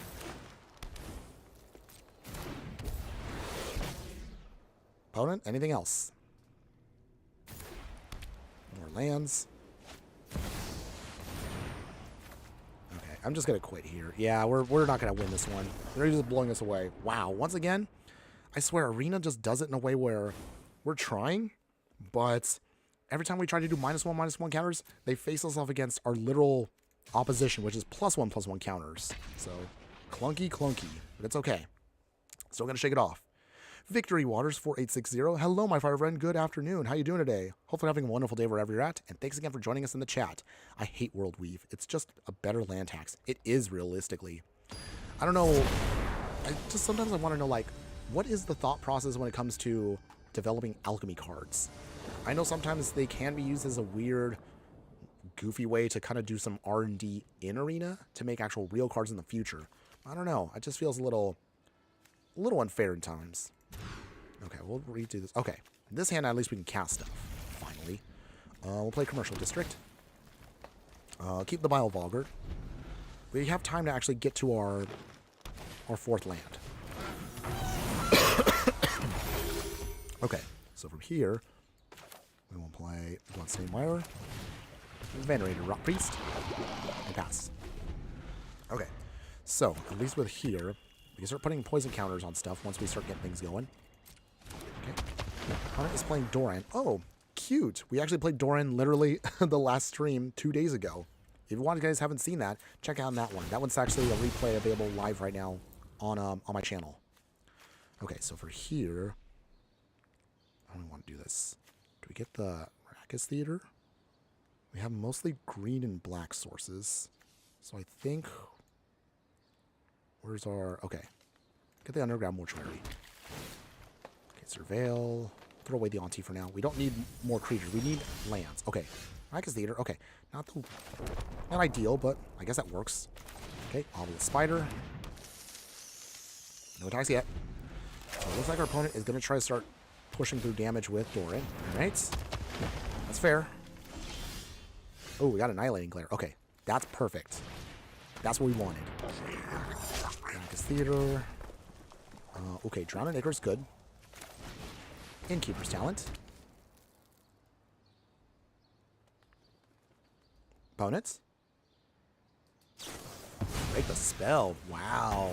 Actually have that in their deck? Okay. Alright, that's fine. Okay. If Ominous Spider does damage, it will soften up the Gilded Goose. Let's see what they do. Victory Waters, they're supposed to let you do things you can't do in paper, but personally I only find that a few of those are fair. I totally agree with that sentiment.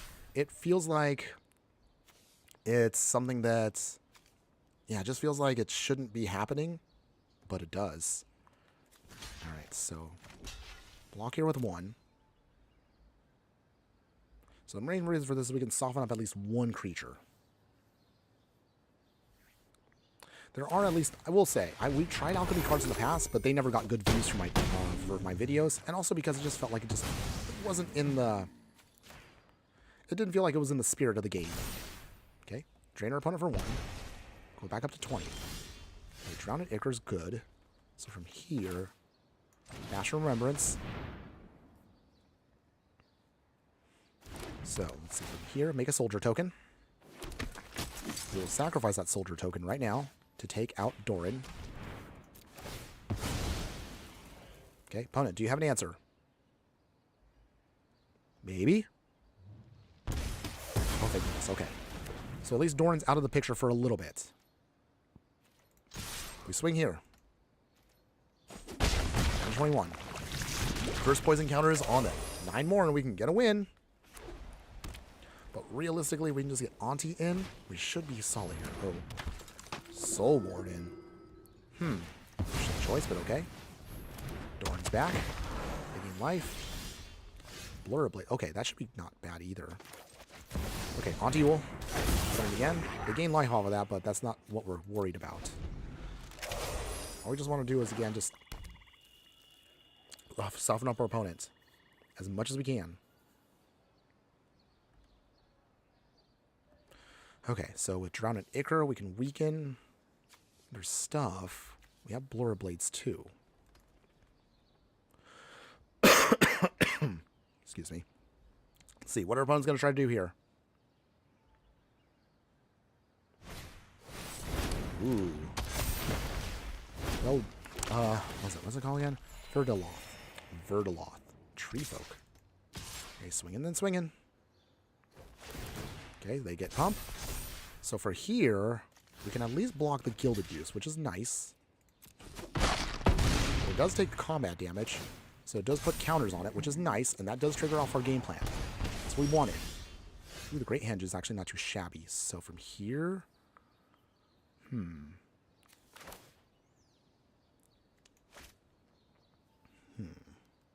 there anything we can really kill right now? Okay, so realistically... Soul Warden goes bye-bye. Okay, Gilded Goose is gone. There we go. That's what we wanted to do. Alright, so back in this fight. Not too bad, right? Okay, so we're going to save our Blur Blades here for when they swing. It should give us a little bit more here. Okay, soften them up. Ping some more. I didn't think we were going to be a pinger deck, but it worked out. It is working. Okay, big swing here. Okay, we don't really have a choice, so... Ugh, okay. How do we do this? Okay, so 5 damage.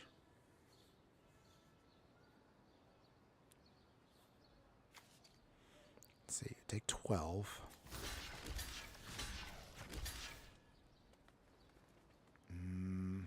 12, 13, 14, 15. Okay. Big hit there. Down to 4. Yeesh. Okay, at least the tokens are gone. Might be in train some more. Swamp. Great Henge. Nothing else we could really do. We literally now have to just survive on the backswing. Ugh. I don't know. Trying. The hard removal we had has helped us out here, but Doran is not looking too good against us now. Man, when we play Doran, I mean, it's definitely a good commander and it's fun. The opponent right now is managing to hang in there. They just literally did that just for the light game. Alright, so from here, we soften you up. Okay, it's lethal. Okay, so block here, block here, block here. Dang, I have to literally lose everything. Okay. Remembrance goes off. Counters on stuff. Stay at the 9. Dang, the reflecting pool doesn't help us out at all. Alright, so gain life there, but it doesn't matter. We fizzled. Wow. Okay, looking at the clock right now. Next one. Win or lose will be our final game for today, everybody. But unfortunately, it seems like Auntie Ool has not been blighting our opponents as well as I thought she was. I was hoping, I had high hopes for her. But I don't know, maybe we didn't play the deck correctly. Maybe we didn't, I don't know, maybe we built it poorly. We'll talk about that in a little bit. Still, that's not to say I would say she's a bad commander. I think it just kind of comes down to how we built the deck. But again, we'll cover that after this final game. So, let's lock in for the final one, everyone. It's time to do. All right, let's do this. Let's see if we can make this work. Hoping we can. All right, so we're playing against... Okay, so it's going to be the High Perfect Morcant. So, yep, everyone's favorite elf mommy. Doing her thing. But she also does -1/-1 counter shenanigans too. I realize she does technically fit in with Auntie Ool if you want to put them in the same deck. But she cares about elves. So you actually would have to build your whole deck around elves with Auntie Ool here. Is doable. Not ideal, but you can do it that way. Commercial District. Okay, Massacre Girl. That's not bad. We'll keep that on top. Victory. She's hard to build in an arena. Should have brought some of the win cons from the precon. Yeah, that's another thing too. And I will talk about that once we get to that point. Is the deck feels like it's missing a lot of key pieces that the precon has, but arena does not. Still though, I do like goblins and I do like what she's trying to do. Honestly though, I really wish I could use her in my actual Jund sacrifice deck that I put together in paper, but she literally does not fit. The only reason I would put her in is because she's literally just a goblin. I would have to retool the whole deck around the counter stuff. So for now, it's fine. We'll make this work. Innkeeper's Talent. On it. Okay. No attacks yet. So, maybe if we can just stay ahead with counters here. High Perfect Morcant can't hurt us too much here. Okay. Swinging opponents. Yes. Yes. Okay.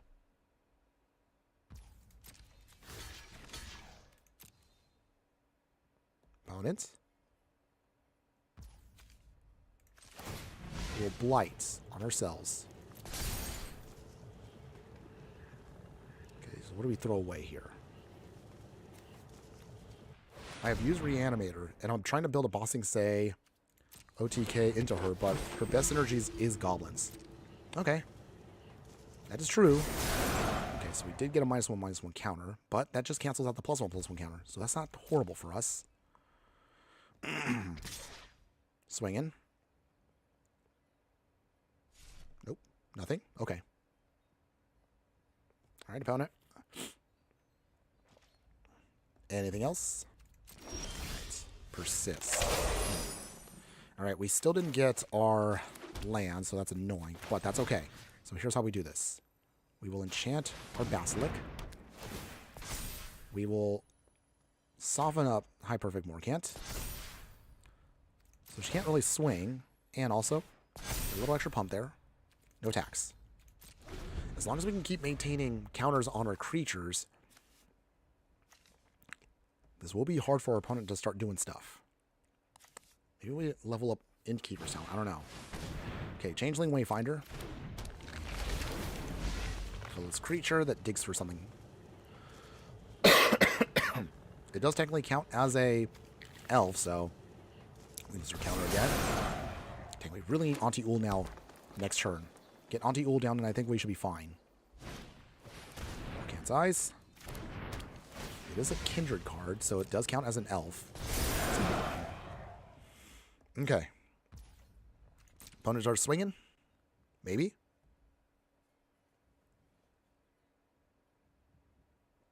Man, we can just get another land or two. Massacre Girl also would be great. Okay, Blur Blades. It's not too shabby, but first off, Auntie Ool. Okay, so now we have a plan here for our cards. Basilic. So if we have to start blighting ourselves, we can at least start drawing cards, so it's not horrible. Okay. Come on, deck.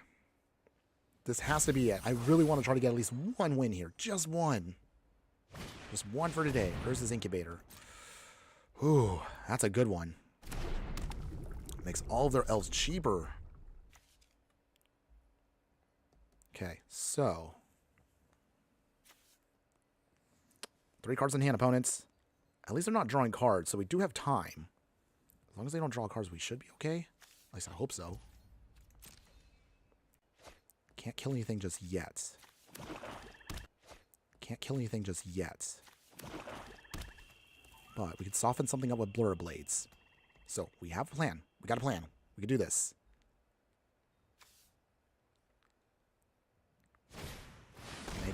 Okay, wow.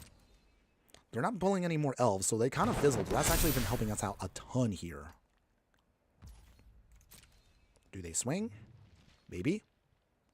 Oh man, if we only can get to our artifact and enchantment gate, then we'd be really set. Okay, so let's start spreading around counters. That's what we came here for. Okay, cool. Bang our opponents. Hit for 2. Okay, and then we'll go from here. Get Master Remembrance. Let's go to level 3. Might as well start getting counters on everything. So this now slows down Morcant completely now. Okay, so from here, counters on Glutton. Nice. Okay. Okay. Interestingly enough, as long as they don't blow up the Innkeeper's talent, we actually have now a way of just surviving the hits. Okay. Keep surveilling. If they force us now to start losing stuff, they have to start paying for the ward, and also they have to then start giving us cards. So it's an interesting, goofy card engine we've kind of put together. It's clunky, but it is working. Just got to hang in there a little bit more. If I can get into the land, that actually would be nice to play 2 cards next turn. Opponent, what you got? They can start drawing cards once they start building elves. I mean, they have all the ways in the world now to get so many elves on the field. The banner, the incubator. But for some reason, they haven't built anything. Do they not have any elves in hand? Like, not even one? Even with the surveilling from Morcant's eyes, they still can't pull 1 elf off? Okay, so they do have at least something. Got Graveshifter. Okay.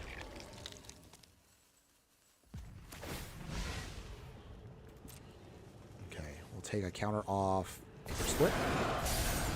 That does give us a new counter, but allows us to draw a card.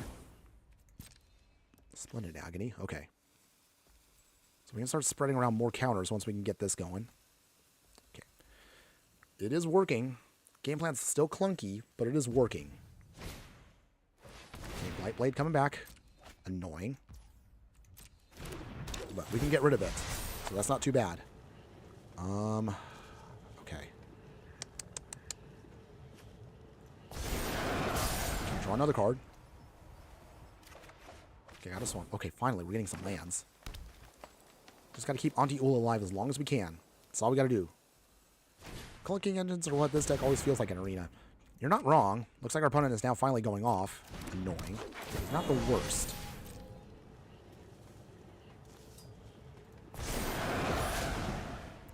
Ironically, also by putting -1/-1 counters back on stuff, it gives us ward again. So it's kind of in a weird spot.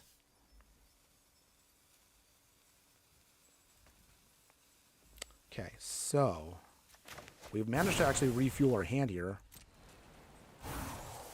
Now they're going to start killing our stuff. Okay. And now we're getting all the card draw we want. We also need to slow it down too, because we're going to start losing some stuff here quick. Come on, deck. I'd like to tap at least once here. They can't swing because Auntie Ool still has a counter on her. Just hoping we can survive a little bit longer. Just a little bit more.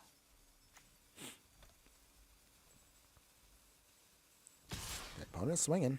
Huh.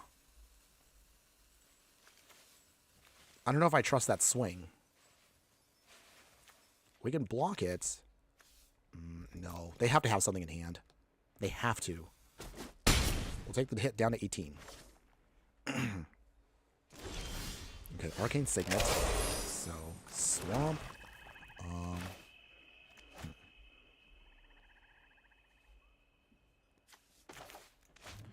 Okay, this is a very critical turn here. And the hard part is trying to figure out what is our best strategy here.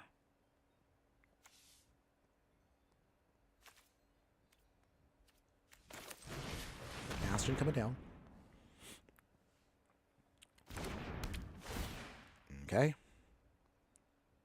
Makes a token. And then put some counters on it. So it's protected for a bit.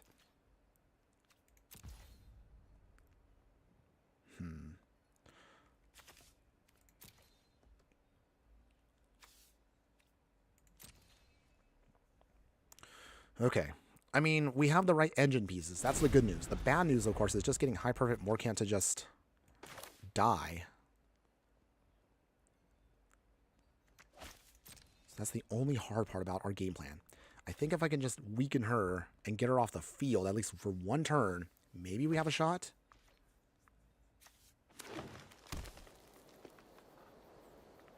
Okay, let's see. What's our opponent play here? I know at instant speed they can just tap the elves and just hit us with Proliferate. Okay. Opponent swinging. And swinging. And swinging. Okay. Looks like our opponent wants us to finish this off here and now. Okay. This might be the final turn. We'll see. Trying. Okay. Forehand. Soften you up. And soften you up. Okay. So technically that's 2 counters, but it's actually going to be 4 counters. Unless our opponent has an answer. They have an answer. Okay. Nice. Draw some more cards. If nothing else, you can at least see how the engine's meant to work. So it is working. Just slightly clunkier than we wanted. Okay. Opponent, I know you have something in hand. I know you have some kind of pump, some kind of way to resist the attack or survive or whatever. If it's here, you're going to use it now. I know it.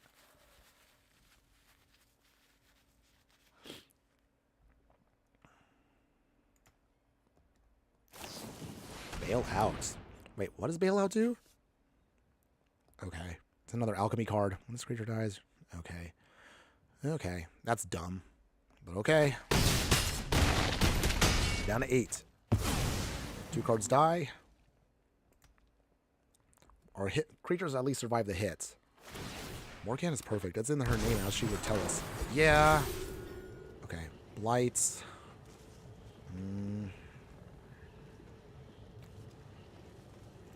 Here's the token. Life gain and drain.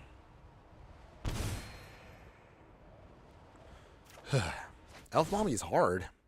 And I mean, we played with her, and she is amazing when we played with her, even on a budget. But man, she is so tough to fight. Like, as you see here, we're just trying, but they're just outdoing us with our game plan. But there are definitely notes I have once we're done. We're almost done, everybody. I'm pretty sure this might be our final turn here. I don't know how we're going to get out of this, but I'm going to try at least a couple more things. Maybe, but I think I already know in my head like what we should do to fix this. Definitely, there are ways we can try to improve this deck. Okay.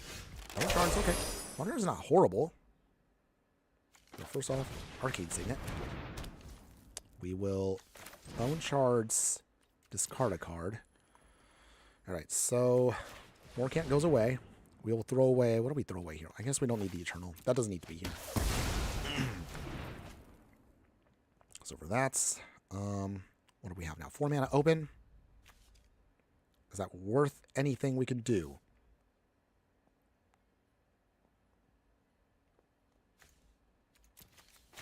Okay, Master Roll coming in. And then... those are gone from him. No attacks. Alright. Even with the tax of Commander, the Incubator cancels it out. So Morcant comes in. We draw another card. Here. Auntie Ool will get weakened for a smidge. Still has Wither, though. Draw another card. Okay. I thought her title was perfect and went to correct people and was like, oh no, she's literally that egoist. Yeah, she is. You can kind of tell, like, the art, the way they designed the card. Yep. And that's our final swing, everyone. All right. So we tried here. We held our fight. We fought the good fight as long as we could, everybody. But yeah, it was just not enough here. Against our opponent here, they just really were that much more better overall. Such a shame, though. It's okay, though. It's okay. We tried. Down to 0. We go back up to 2. We survive the hit, but not by much. Okay. Bash Remembrance does his thing. So at least we go out fighting. We draw a ton of cards. Ton of cards. Our opponent a bit there. 14. Okay. Again. We're literally just hanging on by a thread. Like a literal thread at this point. Okay, anything else, opponents? Oh, they got the Tragicist. Alright. Yeah. Up to 5. Yeah, I mean, again, like, I'm not a person that likes to give up a fight. I want to still try to the very, very end. But, I mean, like at this point, it's literally me just in a losing battle. Persist if we want to. 3-3. And then... Okay, and then out of spite... Hit the Vanquisher cannon. And then... Pump him up. Okay, so even if I block 1, 2... I mean, technically we're not dead. We're still alive. Sort of. But we're like literally dragging this out way further than I thought. And, oh, there it is. So they... Oh. Wow. Those all trigger off. Yep. And our cards are gone.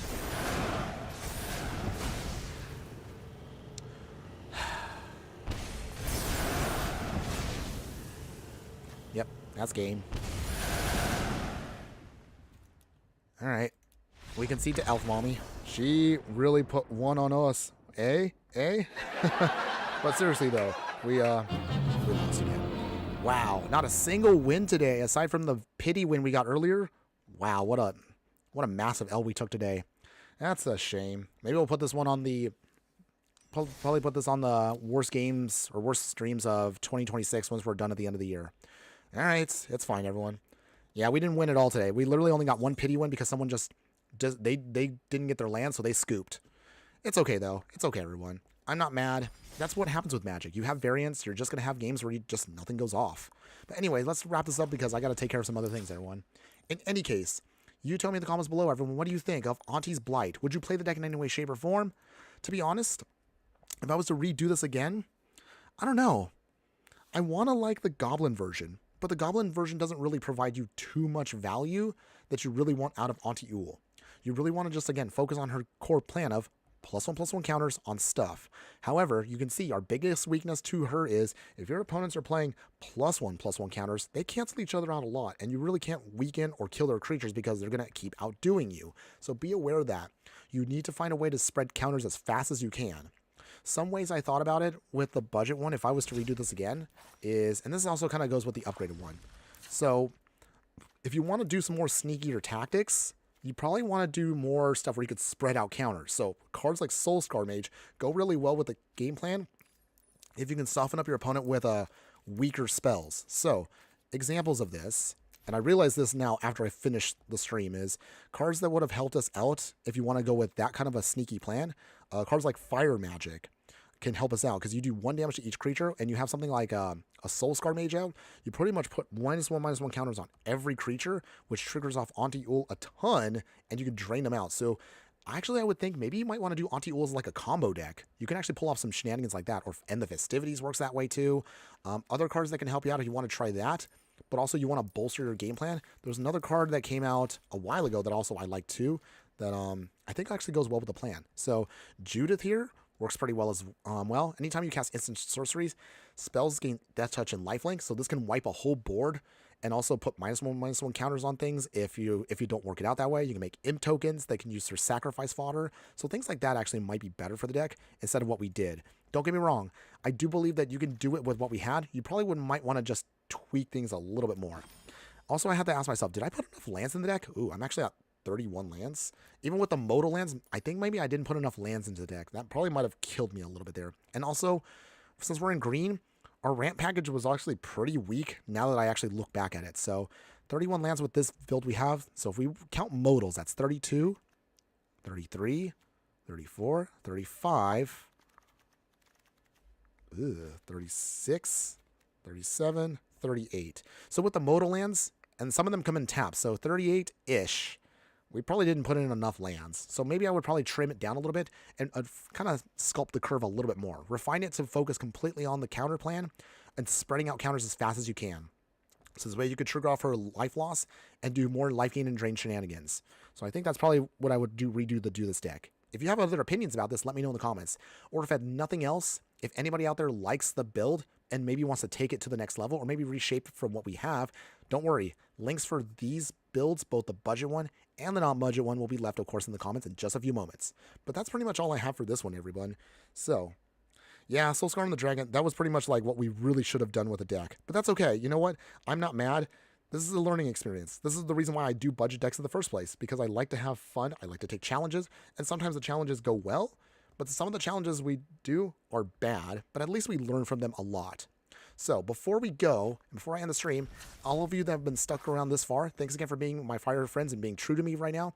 Here's a little idea of what we're doing for the future. So our next budget deck that should be coming out tomorrow, or at minimum, Tuesday morning, we're going to do a Kithkin aggro deck for standard. So this is actually a pretty sweet deck for you guys. So if you want to play standard, budget, and you like Kithkin creature deck stuff, this will be, again, what we're going to be focusing on for tomorrow. The full video is done. I just need to do some last minute edits. Sorry if the audio is going to be horrible because I did record everything when I was sick, so I sound a little bad. FYI, there might be some goofy edits on that, so that is coming. As far as future decks, we're going to go back to our Basically series for those that have forgotten. The Basically series are decks that don't use any rares or mythics and are both legal in Brawl and Commander. So if you actually want to put something together for super cheap, this is what I would recommend for you guys. So we're going to do one for 2 different fairy decks. We have a Basically deck for budget fairies and Brawl. But we're also going to have a Pioneer deck that's built around fairies as well. So I'm looking forward to this one. This actually should be a sweet one. And then future beyond that, not sure yet. I'm looking at other things that I want to try to kind of knock out of the way that we haven't done yet. We have a tokens deck that I don't know if I can shape it into budget, but we'll try. And then I might continue on with, we have a red prison deck that I'm also trying to shape down to like budget. It's very, very hard, but it might be done. We still have also Basically decks that I'm going to save for Strixhaven once we get new cards from them, because one of them is Greta from there, and she got a brand new card along with Killian, so they are coming. So we have more ideas coming up. We'll do an elemental deck once we get closer to Ninja Turtles, because I want to finish off Lorwyn with an elemental deck, but we might actually do like a basic one for like a new budget deck. Either way, we still have time on that stuff, everyone. Point I'm trying to make is there is stuff coming down the pipeline. So before I go for today, I want to give one final shout out to everyone that was in the chat today, at least everyone that I can remember. So for those of you that were in the early part of that, so we saw Los Leones, Judith Ortega, thanks again for being here. Roshi Saffron, appreciate you also being here as well, my True Fire friend. Dag Blackhead as well with MTG Hillbilly, of course. Victory Waters, thanks again for you guys also being there for me. Crawfish Cigarette, yo, thanks again for popping in and saying hi for just a moment there. Cookie, of course, appreciate you as well. Brunon P5Y, thanks again for also asking those questions about if this is a pre-con or not. Hopefully, again, you still had some fun with what you saw. S3PZ was up, and again, thank you one more time for being there as well. And everyone else that has been watching but didn't participate in the chat, that's okay, everyone. I still appreciate you guys still popping in just the same. So one more time, everyone, have a wonderful Sunday afternoon. Enjoy your new week coming up soon. And we'll do another live stream again in a little bit. Hopefully my voice will be back to 100% by then. But until we go, I'd leave you one more important thing to remember, everyone. Just remember that no matter what you do, no matter what you do play in the game of life, always be sure to burn bright. We'll see you again, maybe Wednesday, everyone. Later.